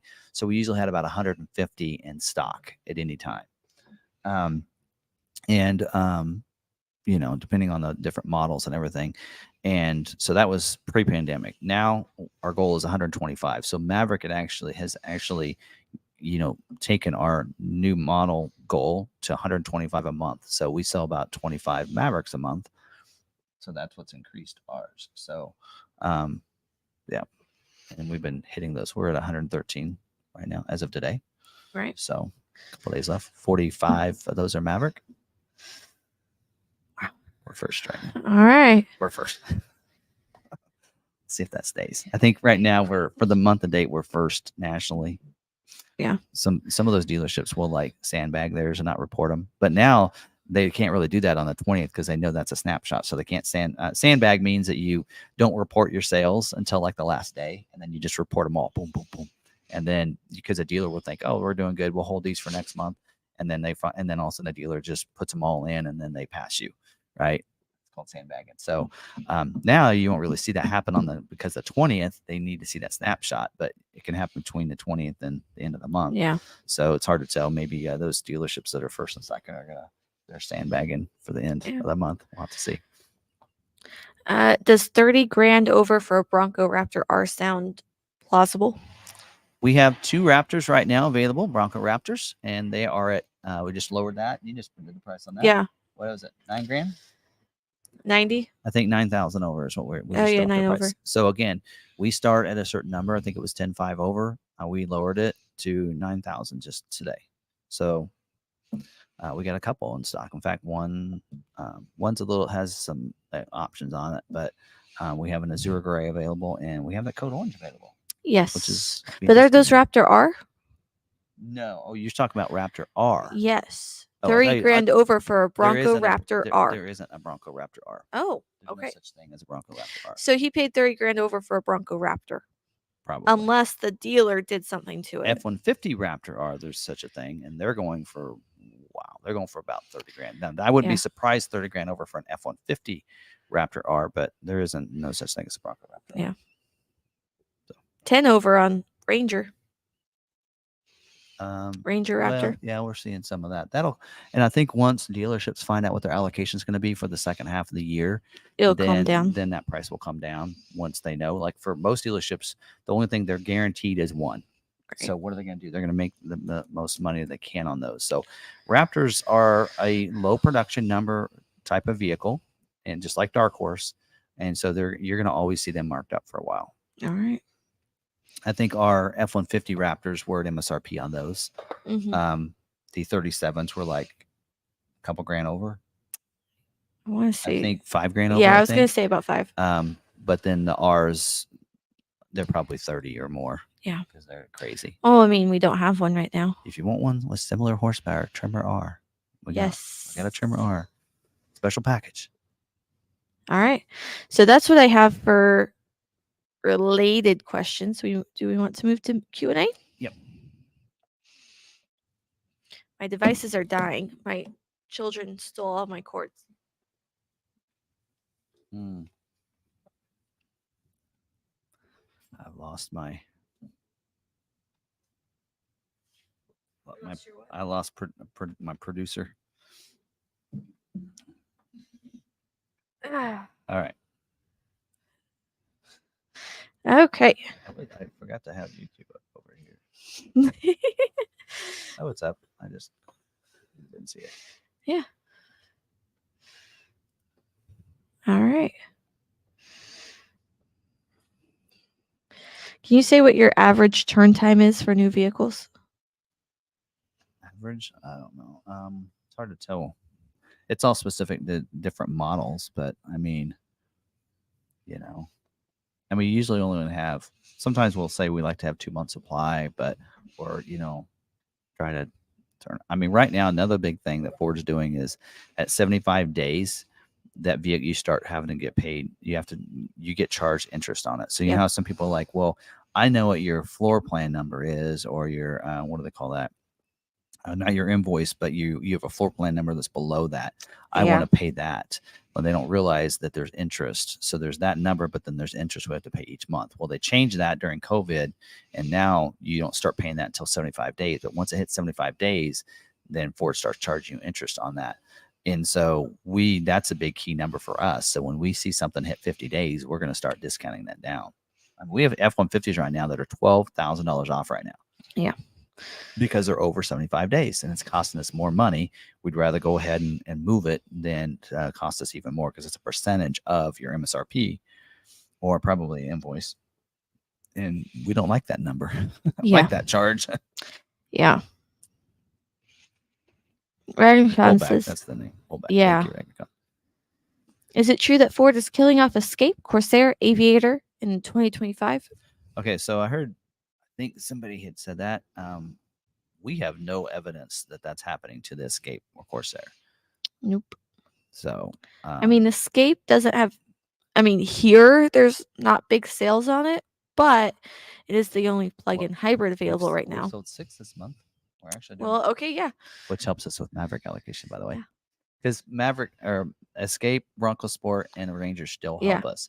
And we've actually done pretty decent 6 is pretty decent for we figured that vehicle. So here's the thing, and I really surprised our number was only 27, because we've had 6 Escapes and 40 at the time. I think at a timestamp at the 20th snapshot we had 40 Mavericks. I'm like surprised we didn't have. I mean, I guess it goes into the last 12 months, but we're starting to see more Escapes. And once people see the new Escape, it looks really good. I mean, it does not look like last year's Escape at all. I mean, last year's Escape now looks so dated. You look at a 23 and it looks really sharp. Mm-hmm. I mean, it's and inside you get inside and those two screens and those big 13-inch screens, it looks nice. Yeah. It really does. Anyway, All right. Can you talk about the UAW strike and any Maverick delays? well, I don't really know much. It may not be affect is I guess as the employees in Hermosillo, are they UAW? No, they are not. Someone else was talking about that and answering those. So on They are not UAW. down there, like mach-e's and Bronco Sports and Mavericks, they may not be affected by that. Mm-hmm. It may be more your trucks and Well, and she's wondering if it's going to affect the engines and parts getting to okay. the factory. Well, that's a point. I don't know. I mean, Until we, I think one. I mean, yeah, I do know that Ford. I know it's like the big three, right? And so, and I haven't been paying attention too much to it because I don't want to get caught up into the negativity of things, and so I try not to get too much into it. But and such. But Ford said at the dealer meeting that they want to take care of their workers, so they feel like that the Ford UAW workers are in a different mindset than the other two, and that they're going to do what they need to work with them. And Bill Ford said that he's been working with them for a long time since he was a little kid, since he was in his 20s, out of high school, and he was working with them. So, and they've had this relationship. So, we saw the railroad strike, right? Did that end up happening? I mean, it ended up not being a problem. So no. until I guess we'll find out. I mean, once they start saying there's going to be a strike, some things can happen really quick, right? So hopefully, I don't know. I can always hope for the best, right? Be positive. Be kind to one another. Yeah. Right? Let's be positive. Step one of mine. But so we'll see. I don't know. I hope not. Some people are like, I know some people are like, don't order now because they're not going to build it because they're going to be on strike. And I'm like, well, by the time you order now, by the time it actually schedules, that's like 3 months down the road. I don't think, they're going to let it get to that. But Yeah. I will say that if the workers get everything they're asking for, from what I understand, I'm not really reading all the news articles on it, but it sounds like to me they're asking for a lot. And a lot of people are like, oh, they deserve it too. They deserve it too. Well, keep in mind, if they get paid more, your car prices are going to go up. Where do you think? Yep. Where do you think those automakers are going to get that money from? They're going to raise the prices on your cars. So, there you go. So Mm-hmm. you'd be giving them the raise. All right. I am rephrasing my question from last week. Will the new 24 Super Duty orders get a priority number 2 directly from Ford when they can match an unscheduled 23 order with the same order number? I don't think they're doing what they did for Maverick. There's Mm-mm. not near as many. After they scheduled this week, I mean, we should see that number be a lot lower. What did we say on Super Duty? It was, I don't remember what that number was, but it was not near as big as the Maverick number No. was. They got carried over. So we probably, yeah, I don't think they plan on doing. Not all models follow the same No. principles and formats. There's 23,000 Super Duty orders. Remember, they can make more Super Duties than they can make Mavericks in a month. So that's really like a couple months number, really. So yeah, that probably isn't going to happen. And Priority 2 only happens by Ford. So yeah, so most dealerships, hopefully, if they're paying attention and helping their customers with their orders, they'll give them the highest priority for any they have to re-put in for 24. Like we're going to have some. Looks like pretty much the ones that we're going to have that need to be re-put in for 24 are the ones that are the Platinum, King Ranches, and Limiteds. Those are the ones that aren't getting scheduled, and some of our 600 customers. Those are the ones that, yeah, are struggling. To get scheduled, and we'll have to put those in. What we're going to do, we're going to give them the highest priority. We're going to give them priority 3. So, but again, it's up to the dealerships on what they put in for priority, and what Ford does just depends. All right. Spent a few days in Vegas last week. Tried to reserve the Ford Video Guy suite for the F1 race in November. Was a no-go. I had to share that one. Yeah. Do we have a link to the cubbyhole tray? It's Musloggy, or I think that's how you say it. MUS. Loggy. Yeah, MUSLOGY, and they got this off of Amazon. Yep. I could tell you that. So I can put tell they got the in little Amazon thing. Maverick. Musloggy. Yeah. Musloggy. Whatever. Yeah, I don't know how to say that. Yeah. All right. Thank you so much for all the great info. 2324 Maverick. My build week is October 16th. Totally stoked. XLT Lux package, black appearance, 316 hot pepper red, and it's a hybrid. Oh, okay. All of ours, we had 22 scheduled last week. They were all EcoBoost, Yeah. 100%. That's Yeah. crazy. Well, but he's October 16th, so wouldn't that be a That's 23? the first. Yeah, that's 24. Oh, okay. Is there anything you can share regarding the stop build on Bronco Heritage? Also, any idea when you'll be able to enter 24 Bronco Heritage orders? They haven't given us information on either one of those, so I can't. It's not that I'm not sharing. They don't. I don't think they know. Sometimes they don't share, or they don't know. And I don't know. The problem waiting. is it's 2 doors, not 4 doors. So they're saying 2 doors heritages and heritage limits are being delayed. So what's on the 2 door that's not on the 4 door would be the question. The seats are different, right? Yes. So the Heritage Edition is those cloth plaid seats. Heritage Limited Edition is leather plaid seats, right? So maybe it has to be the seats, because other than that, I think the only difference is one less set of panels, that middle panel. So you think not having it wouldn't make a difference, right? So it's got to be the seats, right? Or the dash. Yeah. Right. The interior, it's got to be, my opinion, it's got to be an interior trim thing, but they haven't told us. They said until further notice on when we're going to know on the others, on when they're going to be able to order those for 24. All right. Last week, I think Tim mentioned Overland Expo East in Virginia. It will be held October 6th through in Arrington, Virginia, halfway between Charlottesville and Lynchburg. Isn't that near wine country in that area? I think so. I know there's a Harrisburg, Virginia, that's just like in Texas, but anyway, I don't know. If I went to that, I wouldn't be taking the Bronco. So All Terrain Nation was in here and said they put 1,000 miles on the new Mustang. Best sounding mid $50,000 car ever. Yeah, can't wait to get our 24s. Ours, we have 3 that are on the rail in this way. So 2 of them are stocks. So pretty cool. So we're looking forward to getting those too. Yeah. Kavion says those tax credits kind of make me want to try an EV, but I heard insurance is a lot higher for EVs.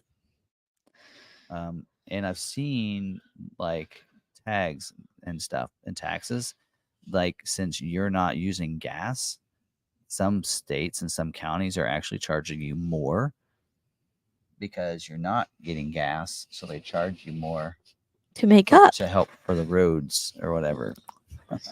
So I'm like, yeah. I ordered my 24 MAV with Lux. Does the drop-in liner have all the holes, like the 12-volt adapter if I want to add something, and the long tie-downs one? Okay. So the drop-in liner doesn't have all the holes. So because I actually was looking at this because someone asked, because they were going to switch their drop-in liner from one vehicle to the new one that they're getting. And they wanted to take the bed rails because they totaled theirs. So they wanted to take the bed rails and put it in the new one, but the new one's going to have the drop-in liner. And according to what I think I found is the drop-in liner, the only thing that's not compatible with that is the bed rail system, the bed rail, the certain bed covers, and the bed extender. The bed rails will still work with that. So I assume they'll still have the holes for that in those. Yeah. There we go. That's what I think. So right now, if you look at the bed rail system, it's saying it's not necessarily, it's not compatible with the drop-in liner. That'd be kind of a fiasco for them to put those on all XLTs and then not be able to get the bed rail system. But you can't order the bed rail system with an XLT Lux package. So that means the holes have got to be there for people that want to add it later. Yeah. All right. All right. For a Lightning Pro scheduled week of 10/2, when do you think it will actually get to my dealer? Oh, so they did schedule some Lightning Pros. Just not here. So let me tell you this, because we have a lot of people that are very frustrated because they've had Lightnings that were built like 2 weeks ago and still haven't been shipped out. So I will tell you that I don't know how long it is, but they're going to quality check, and they're sitting there for quite a while. So being built, scheduled for the week of October 2nd, I would think maybe you get it by the end of the year. So would be a guess, because I don't know. Maybe when we find out more on the ones that we had some that were built at the beginning of this month and still haven't shipped out. I think, right? What was it? I think Dan's and someone else, they had theirs that hasn't shipped out yet. It's one of our members. A couple of our members have theirs built. They've been in, but they still haven't shipped yet. So and I don't have I don't have a reason, although it's saying just quality check. So they're wanting to make sure that they're right when they go out. So. All right. Have the Lightning you traded in, has it sold yet? I don't know. Check on the website. Is it on our website? I don't know. I don't check used.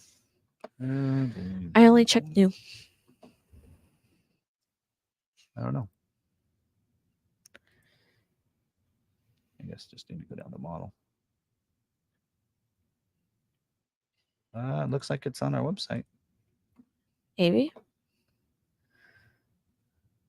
Well, there's a free picture of it. It is priced $64,950. And according to this, it's $18,000. We won't talk about that. Okay. Anyway. Yep. There you go. $63,950. That is a pretty good deal on that. So. The 24 Ranger trucks have started production, I believe. 9/11. 9/11.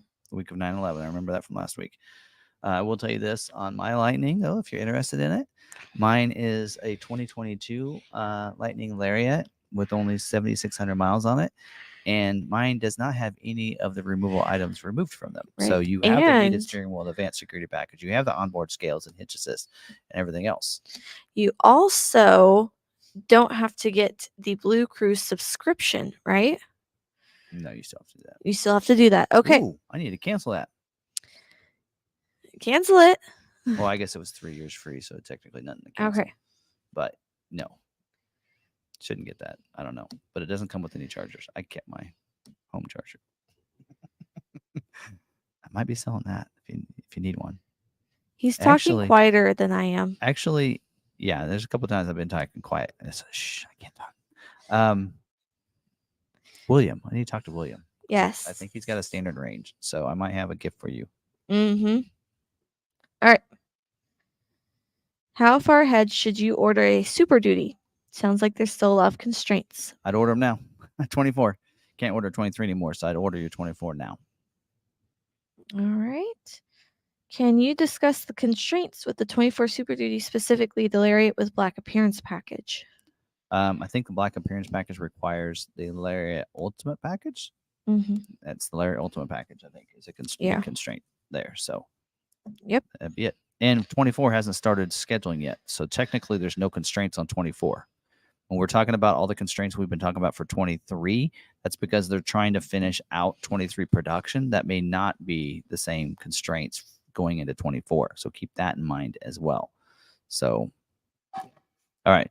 And then it says, I want to order with McArthur because local dealers don't let me bundle in sales tax and registration into the car payment.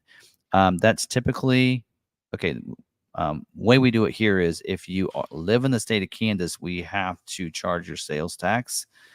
Registration fees, we don't do that either into the car payment. So registration is done at your tag office. In Kansas, we actually have to go to a tag office and register and pay the registration and everything at the tag office. So we can't do that either. And sales tax, if you're out of state, we cannot claim sales tax from you. You would pay that at your state. So there you go. All right.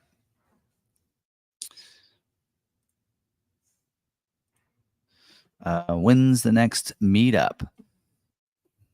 Well, we're going to be at Bronco Supercell, Colorado, Buena Vista next week.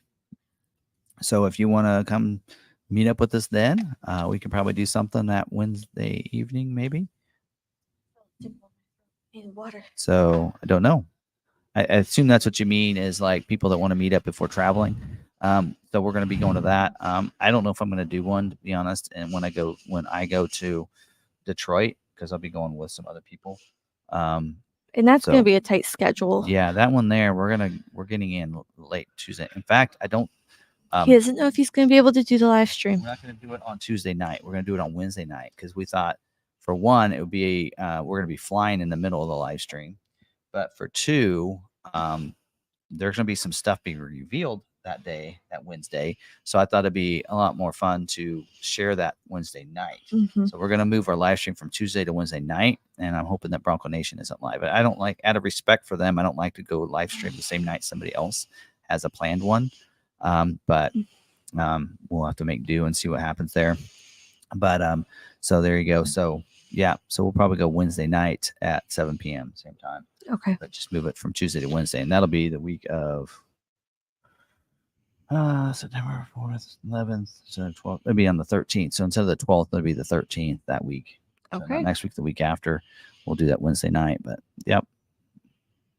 Anyway, All right. but so I'm always willing to meet up with people. So missed Mark in Las Vegas. Tried to meet up with him that night, but his flight was delayed, and then we did some other things. So, all right. That one I need to come back to. Just joking. All right. Answer that one while I go find his email. Okay. Says my 23-24 Maverick rollover order placed 7/18/23 was finally COVP approved yesterday due to driver's license not being clear enough on original submittal. Yep. How soon will Ford auto adjust priority 2? Okay, well that's gonna be a tricky one because here's what I've been told is that the deadline was the 14th of August for all those, and so they were doing one last one of batch priority 2s. So it sounds like to me at this point it's going to have to be on an individual basis. So your dealer will have to, and if it's with us, I think maybe his was with us, and I already have it on my list of things I need to do. But you're going to have to send those to your field teams, sales and inventory specialists, brand managers maybe, and get that individual one moved to priority 2. So since they're only doing them in batches, it's a lot easier for them to do that. They did one Friday. They said that was the last one they were going to do. Everybody else is going to need to be done on a one-on-one basis. So your dealership, and if that's us, then we'll take care of that. It needs to be moved to priority 2. So again, we have 2 allocations this week, but then we probably won't have any for a couple of weeks. It'll give us some time to make sure everybody's a priority 2. But there we go. So yeah, that's how that's going to have to be handled from here on out. So I don't think you're going to get a priority 2 unless your dealership contacts them and tries to get they're going to manually have to move it to priority 2. Mm-hmm. So, and so we'll have, actually most of ours are, but we do have I probably have a list of about 50 that are going to need to get priority 2s because we didn't get ours in time, or well, we got them all in time, but we have a couple that have holds on them because of different things. So anyway. Well, I don't have a question from you, Lonnie. Sent to you regarding my dealer order 2 trims, XLT and XL. Which one gets? Oh, well, here. It's a private offer. So discuss my questions sent to you regarding my dealer order 2 trims, XLT. Okay, he actually emailed me. I actually thought I already answered you on that. Which one gets a private offer? Okay, so basically it would probably be the one with the order number that matches your 23 order. So basically your 23 order has an order number on it. Your 24 order also has to have the same order number as your 23 order. So it's probably that one will be the one that gets a private offer. That is the assumption on that. So that's what I would think is that's one that's got the private offer. But since you do have a private offer, that certificate, it's in your name. When an order comes in, you should be able to maybe use it on either one as long as it's showing up in there. So that's something, for you to do there. You should be able to do, but I don't know. It does say it needs to be used on a 24 order. So since you order 2, it might be able to be used on either one. But when one of them comes in, once you get a VIN number, then they can actually go into it and see a certificate based on that VIN number and see if it's showing. And if it's not showing on that one, then it can't be used on it. All right. Yeah, you select it. It's not. All right. I am rephrasing my. Oh, wait. You just close that one. Because we already answered that one? No. My phone is. Oh, well, I had one on here and then it went away. All right. Is the 23 Super Duty King Ranch vehicles balanced out because the two-tone? Oh, there it goes. I'm sorry, guys. My phone's being weird. Will the new 24? I gotta read fast. Will the new 24 Super Duty orders get a priority 2 directly from 4? Oh, we already talked about that. All right. Is the 23 Super Duty King Ranch vehicles balanced out because of two-tone gray paint? I think it's more of the interior, because the Java interior is now balanced out, right? I think it's the interior. Let me pull that back up. So the King Ranch interior is the Java interior. So if you look at the exhausted availability right now, is Java interior. That's King Ranch. And then Baja interior as well, which is why some of the Lariats can't be scheduled unless you have the black interior. And then, so though I think on King Ranch, at least, it's probably because of the Java interior. So. All right. Got any more? That was the last one. Although I do have an email with a question. They asked me to either answer live or email. From J4 Mountains. Because of cost increase and how we use our current 22 Badlands, we decided to change our 23 Badlands order to a 24 Outer Banks Sasquatch. And doing this, we failed to change our 23 order from a Badlands to an OBX SAS as well. We figured with dual tops, Lux, and SAS that we would get a 24 anyhow. Last Thursday, I got the email I feared, a build date for our 23 Badlands. Our dealer says, don't worry, they will take the 23 Badlands when it arrives, and our 24 order is still on the books. Since both have the same order number, will my 24 order be canceled by Ford once the 23 is built? No, Ford's not going to do that. Ford won't cancel the order. The dealership has to cancel that order. Yeah. So, that won't happen. All right. We have. Will he get his private offers? For the 23, he will. So if you take. That's the one that if he ordered it and he had one that got carried over and a transition model year private offer, I assume.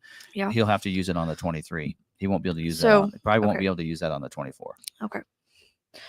So that might be something to consider and think about. I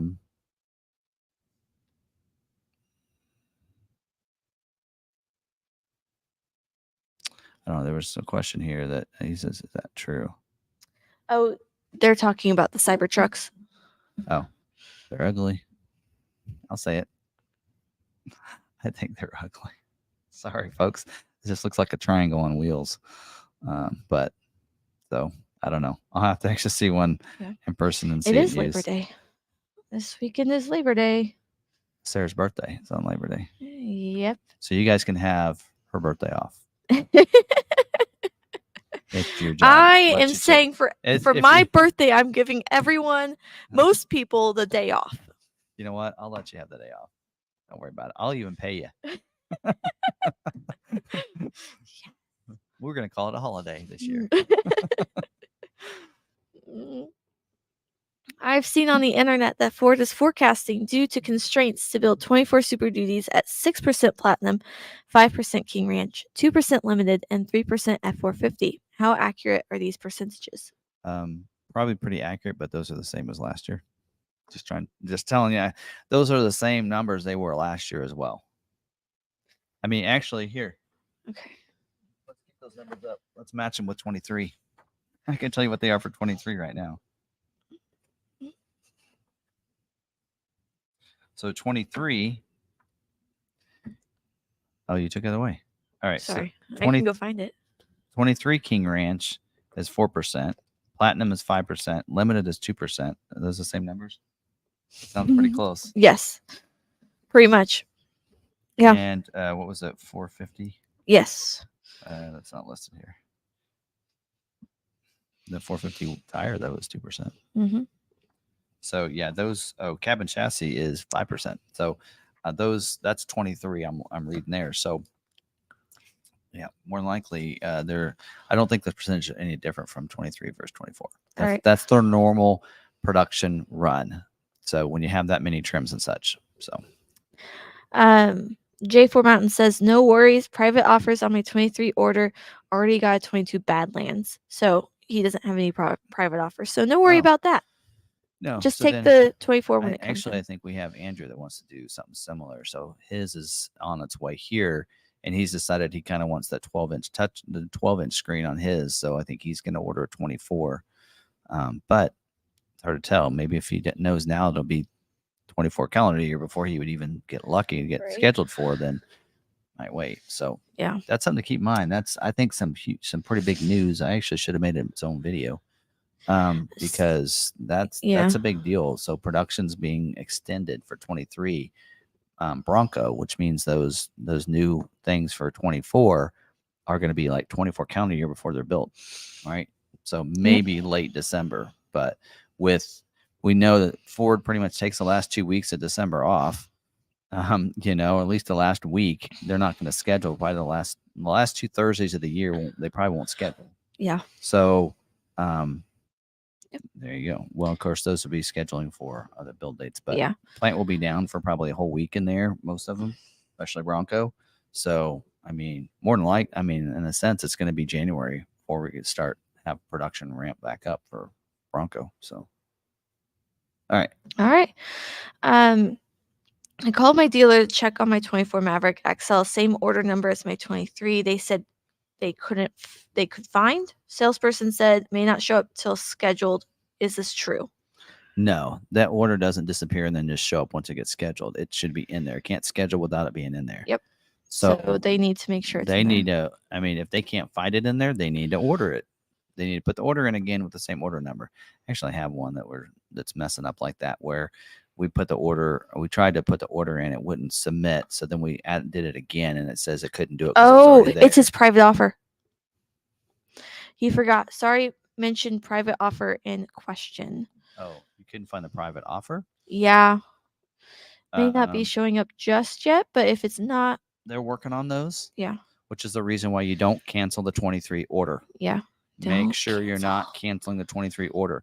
That's what the private offers are based off of. If that 23 order is not in the order system, you will not see a private offer. It's not based on COVP. It is based completely on the 23 order, unscheduled order being in the order bank from that dealer. That is how the private offer is going to go. So some people ask, hey, they said I got a 23 order and a 24. How could that be? And I'm like, that's because they're not going to cancel the 23 order. Your dealership needs to not cancel the 23 order. Yep. I made that very clear a couple months ago when ordering happened. Keep it in there. Yeah. That's what Ford's using. Yep. Spencer, we answered that one. If you're looking for the constraints specifically, you can rewind back. Or Layer Ultimate, I think, is what it comes down to, because I think on the Black Appearance Package, I know on XLT, Black Appearance Package and Sport, you need the premium package. So I don't know about the Black Appearance Package in general. It could be a wheel. They don't tell us why it's a constraint.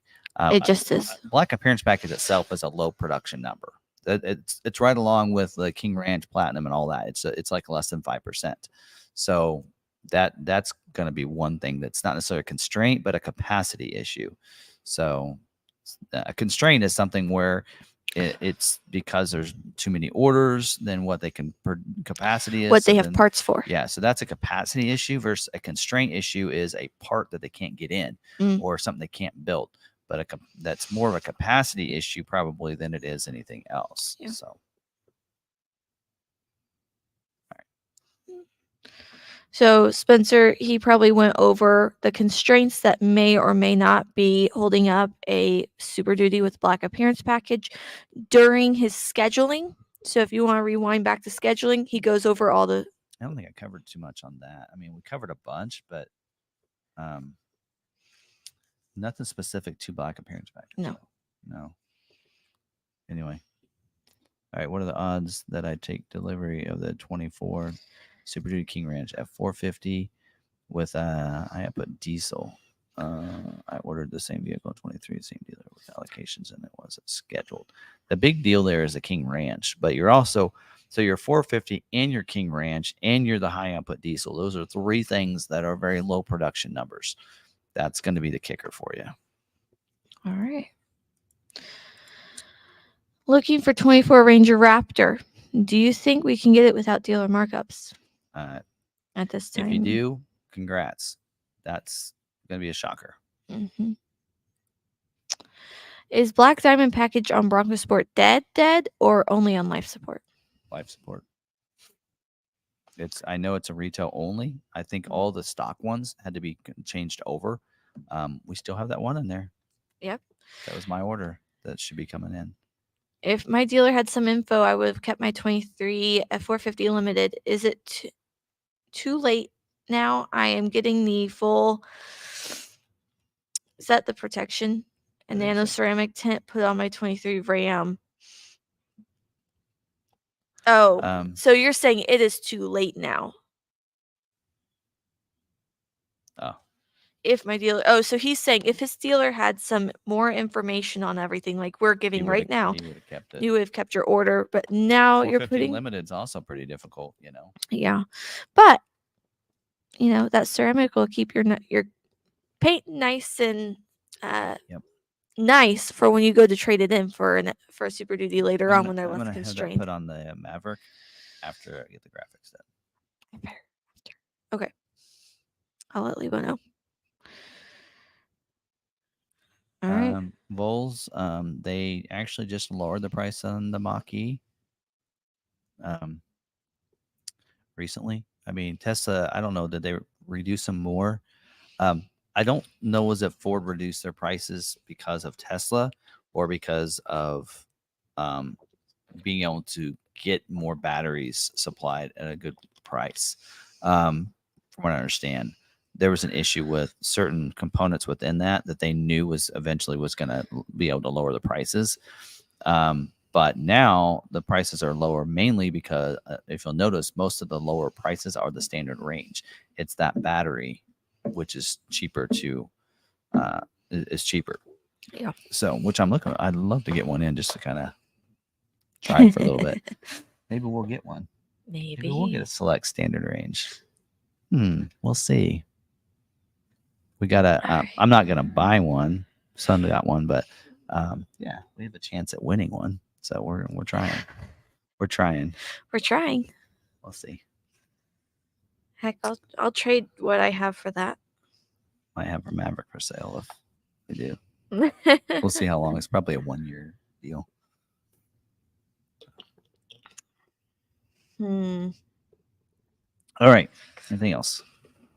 At that point, keep my miles low on my vehicle and drive that for a year.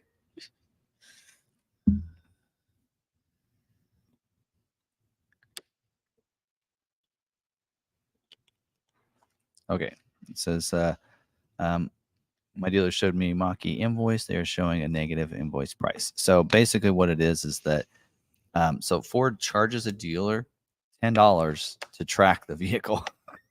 That's just, yeah.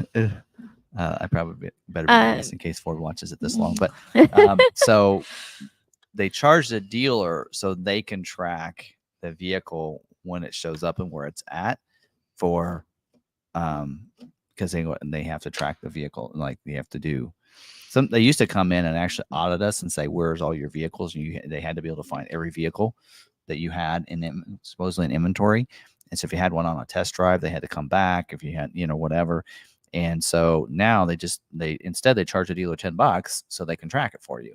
And so that's what that is. Technically, invoice and MSRP are the same price, But what you're not seeing is dealership gets what they call dealer cash. So if you have followed all your guidelines, if you've done all your training and everything else, then you get a certain percentage of the invoice price as dealer, basically income or whatever your gross. So on the Lightning, it's a pretty good number. On the mach-e, it's like 5%. So you take 5% of that in that invoice price, and that's what the dealer gets to. It's what they're going to profit on that particular vehicle. So there is profit on an electric vehicle.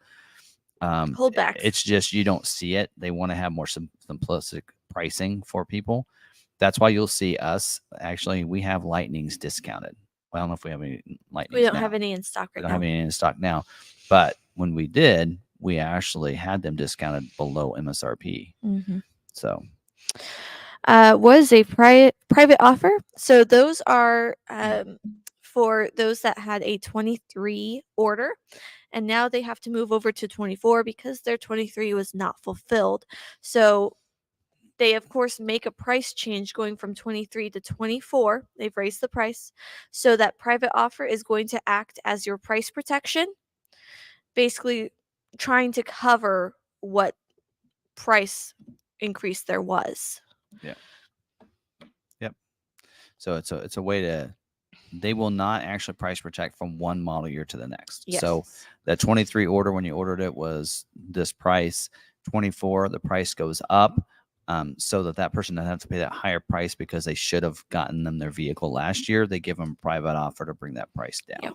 There are also other types of private offers that sometimes you get that Ford will give to customers. If they see that you buy vehicles, this guy usually buys a vehicle every 3 years. We're going to throw a little private offer, entice them to come in and to go ahead and trade in and get a vehicle a little sooner. Yeah. And so they'll give them like $1,000 or $750 or something private offer to help that. So that's another form of private offer that sometimes you get. But the one we've been talking about is a transition private offer that they would get. So anyway. All right.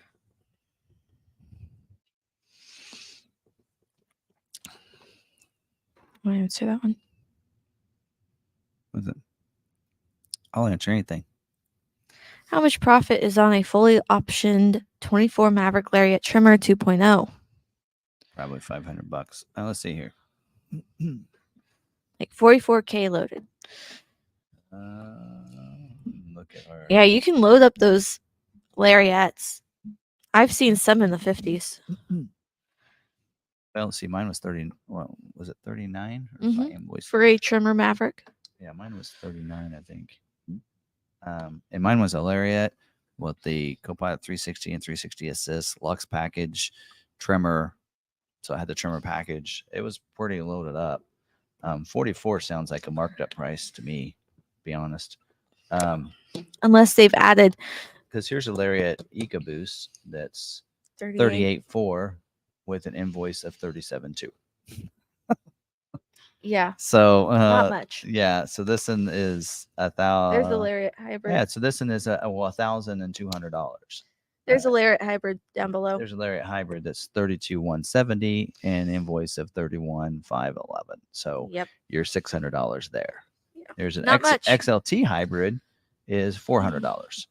Yeah. So when you get down to XLT, you're like hundreds of dollars. XL, you're like $100. No, it's not marked up. So you can add on the roof. You can add on the sunroof, the back glass window. No, that's standard. That's standard. Tonneau cover. You can add splash. They must add a bunch of accessories to that. Like if you add a bunch of accessories and really make it fully loaded from the get-go, yeah. Or you can make it as cheap. Like we got a Lariat hybrid, must have none of the packages. It's 32 sticker. Yes. You sure that price is right? Yes. You got an XLT hybrid for 27. Yeah. That's pretty cheap. Yep. There you go. Oh yeah. An F650. Dump truck. 145. All right. Our F600 is, oh no. Oh, but those are cabin chassis. Right? That's what I'm thinking of. We have an F600 dual rear Okay. dual rear wheel for 59, but it's, I mean, That's a gasser though. yeah, that's So gas, and it's a cabin chassis. so somebody here, he said, I got to see this. How does a $20,000 truck go to 44? Well, first of all, 20,000 truck is no longer a 20,000 truck. It's like 25. Yeah. Because if you look, it starts at 23 for 24 model year. Now it's 23. Add on the destination of 1,500. Now you're 25. So really, 25 is that cheapest truck, and that's an XL and everything. You go Lariat trim, you're starting to get in all the luxury features. I'm like, I have that Lariat trimmer out there, and I've got everything I can think of on that thing. It's got the Sirius satellite, it's got the navigation on it, it's got the heated seats, it's got the leather, it's got the wireless charging pad, it's got the power sliding rear window, it's got the mine has a windshield wiper de-icer. Sorry, not to bum anybody that's getting a 24. Got the keypad entry as well. So let's pile it on. But it's got all, I mean, it's got the adaptive cruise control, it's got the lane centering, it's got the basic steering assist, it's got the rear sensors. Starting to load that up. So there you go. Yeah. 20 grand. Yeah. I don't know. Yeah. Anyway. Will Ford ever make a hot hatch or sedan again? I don't know. They didn't see the sales in those, so they stopped making them. Yeah. Jason Rayson says only big one was trifold, bed cover, and sunroof. Yep, that'll get you there. $1,000 for the bed cover, $1,000 for the moonroof. There's 2,000. Mm-hmm. You're 42. Oh, yeah. Yep. Because I made sure, and of course, but the trimmer, and I don't know if theirs was a trimmer, but black appearance package will, if it has that, that'll be another $1,600. Yep. Just depends. All right. Now we're just going on. Yeah. Getting close to our 9:30 cutoff time. Yep. Okay. Well, if there's no other questions, we're just kind of rambling on here. Let's see, things going on in the future to be aware of. Let's see. Colorado next week, but we will be live streaming. Yeah, Yes. from Colorado. Yep. We'll see how that goes. Just me and Tim. No kiddos. Yep. No spouses. Yep. So, and I think Colorado Springs, hopefully by then. Yeah, and I think that's where some people kind of are like, "Wait, you guys travel together, you go to these things, father daughter. Yeah, we can share a tent." Yep. Grew up my whole life going on vacation. So actually, it's funny. Let's think about this. I think we only had one family vacation where we ever had to split the rooms, where parents got one room and kids got another one, and that was our last family vacation. Well, then we had a suite one time where it was like 2 bedrooms. Yes, so 2 family vacations ever where we didn't share. Well, no. When we went to Lake of the Ozarks, we had the cabin with multiple rooms. So I guess for the ones where we stayed in hotels, it was usually one room. And then the last family vacation, girls were in one room and Mom, Dad, and Jeff were in the other. One more question. Will we see a Grabber Maverick street package? Grabber Maverick. Don't know. No idea. We'll have to see. There's new things coming out for the Maverick all the time. All right. Now he meant GTD, but put me down for Mustang GTD if you get an allocation for one. If you get an allocation for one, it's going to go to the owner. Just like our GT. It's basically, it's the new GT. It's the most recent. I like what they've done, and they're making their Mustang be the staple for their branch off on all their race vehicles, which about time. I mean, back in the day, it was the Fusion was the race vehicle. I'm like, really? Mustang, but so I'm glad that they're making all the race vehicles branch off of the Mustang, which is good. But yes, that GTD is basically it's not the GT. It's gonna be awesome. But in a way, the allocation system is going to be similar to what it's being used on the GT right now. So it's going to be very hard to get one. I know last time they gave them to influencers. I do like what Mitch from Town and Country said on that. He goes, I hope that Ford saw what those people that those influencers that got them and then sold them, Mhm. and they don't let them have one again. Yes. You know, I hope so. they really want to 'Cause- give these to people that really want the heritage of Yeah. one, and they want to keep it. They want to make, it's Yeah. it's an important to Because them. the owners have theirs still. They have it in storage. They still have it.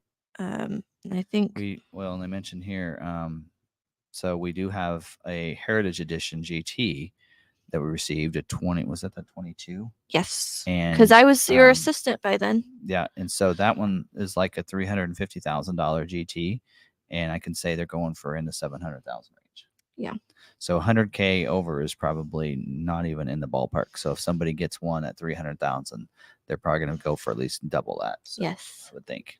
So, Yeah. but But- hopefully people aren't doing. I mean, that's the thing is, hopefully people aren't selling them. Hopefully people buy them and they keep them, right? And yeah. Yep. All right. Yeah. Anyway, Gonna yes. hop off. Yep. I think that's it for tonight. All right. Thank you guys very much. We appreciate you guys for joining us for this episode. Still have these in here from Tuesday. Thank you. And You mean we're Friday? gonna end this Friday. Yeah. Mhm. Yes, Friday. Anyway, thank you guys very much. Appreciate it. We'll see you guys next Tuesday, unless you're a member. We'll see you guys Friday, Saturday, online. Or on our live stream. And other than that, hope you guys have a great week. Hopefully you get scheduled if your dealer has an allocation, if you have an order submitted. So I wish you the best in getting your vehicle scheduled for production date. And other than that, if you have your vehicle, hope you're enjoying it. Take it out for a nice ride. And I appreciate you guys watching us. Happy Labor Day. Yeah. Happy Labor Day if you have the day off. If you don't have the day off, happy Labor Day. All right. Well, thank you guys very much. Appreciate it. Don't forget, as always, stay positive, be kind to one another, and be kind to yourselves. We'll see you later.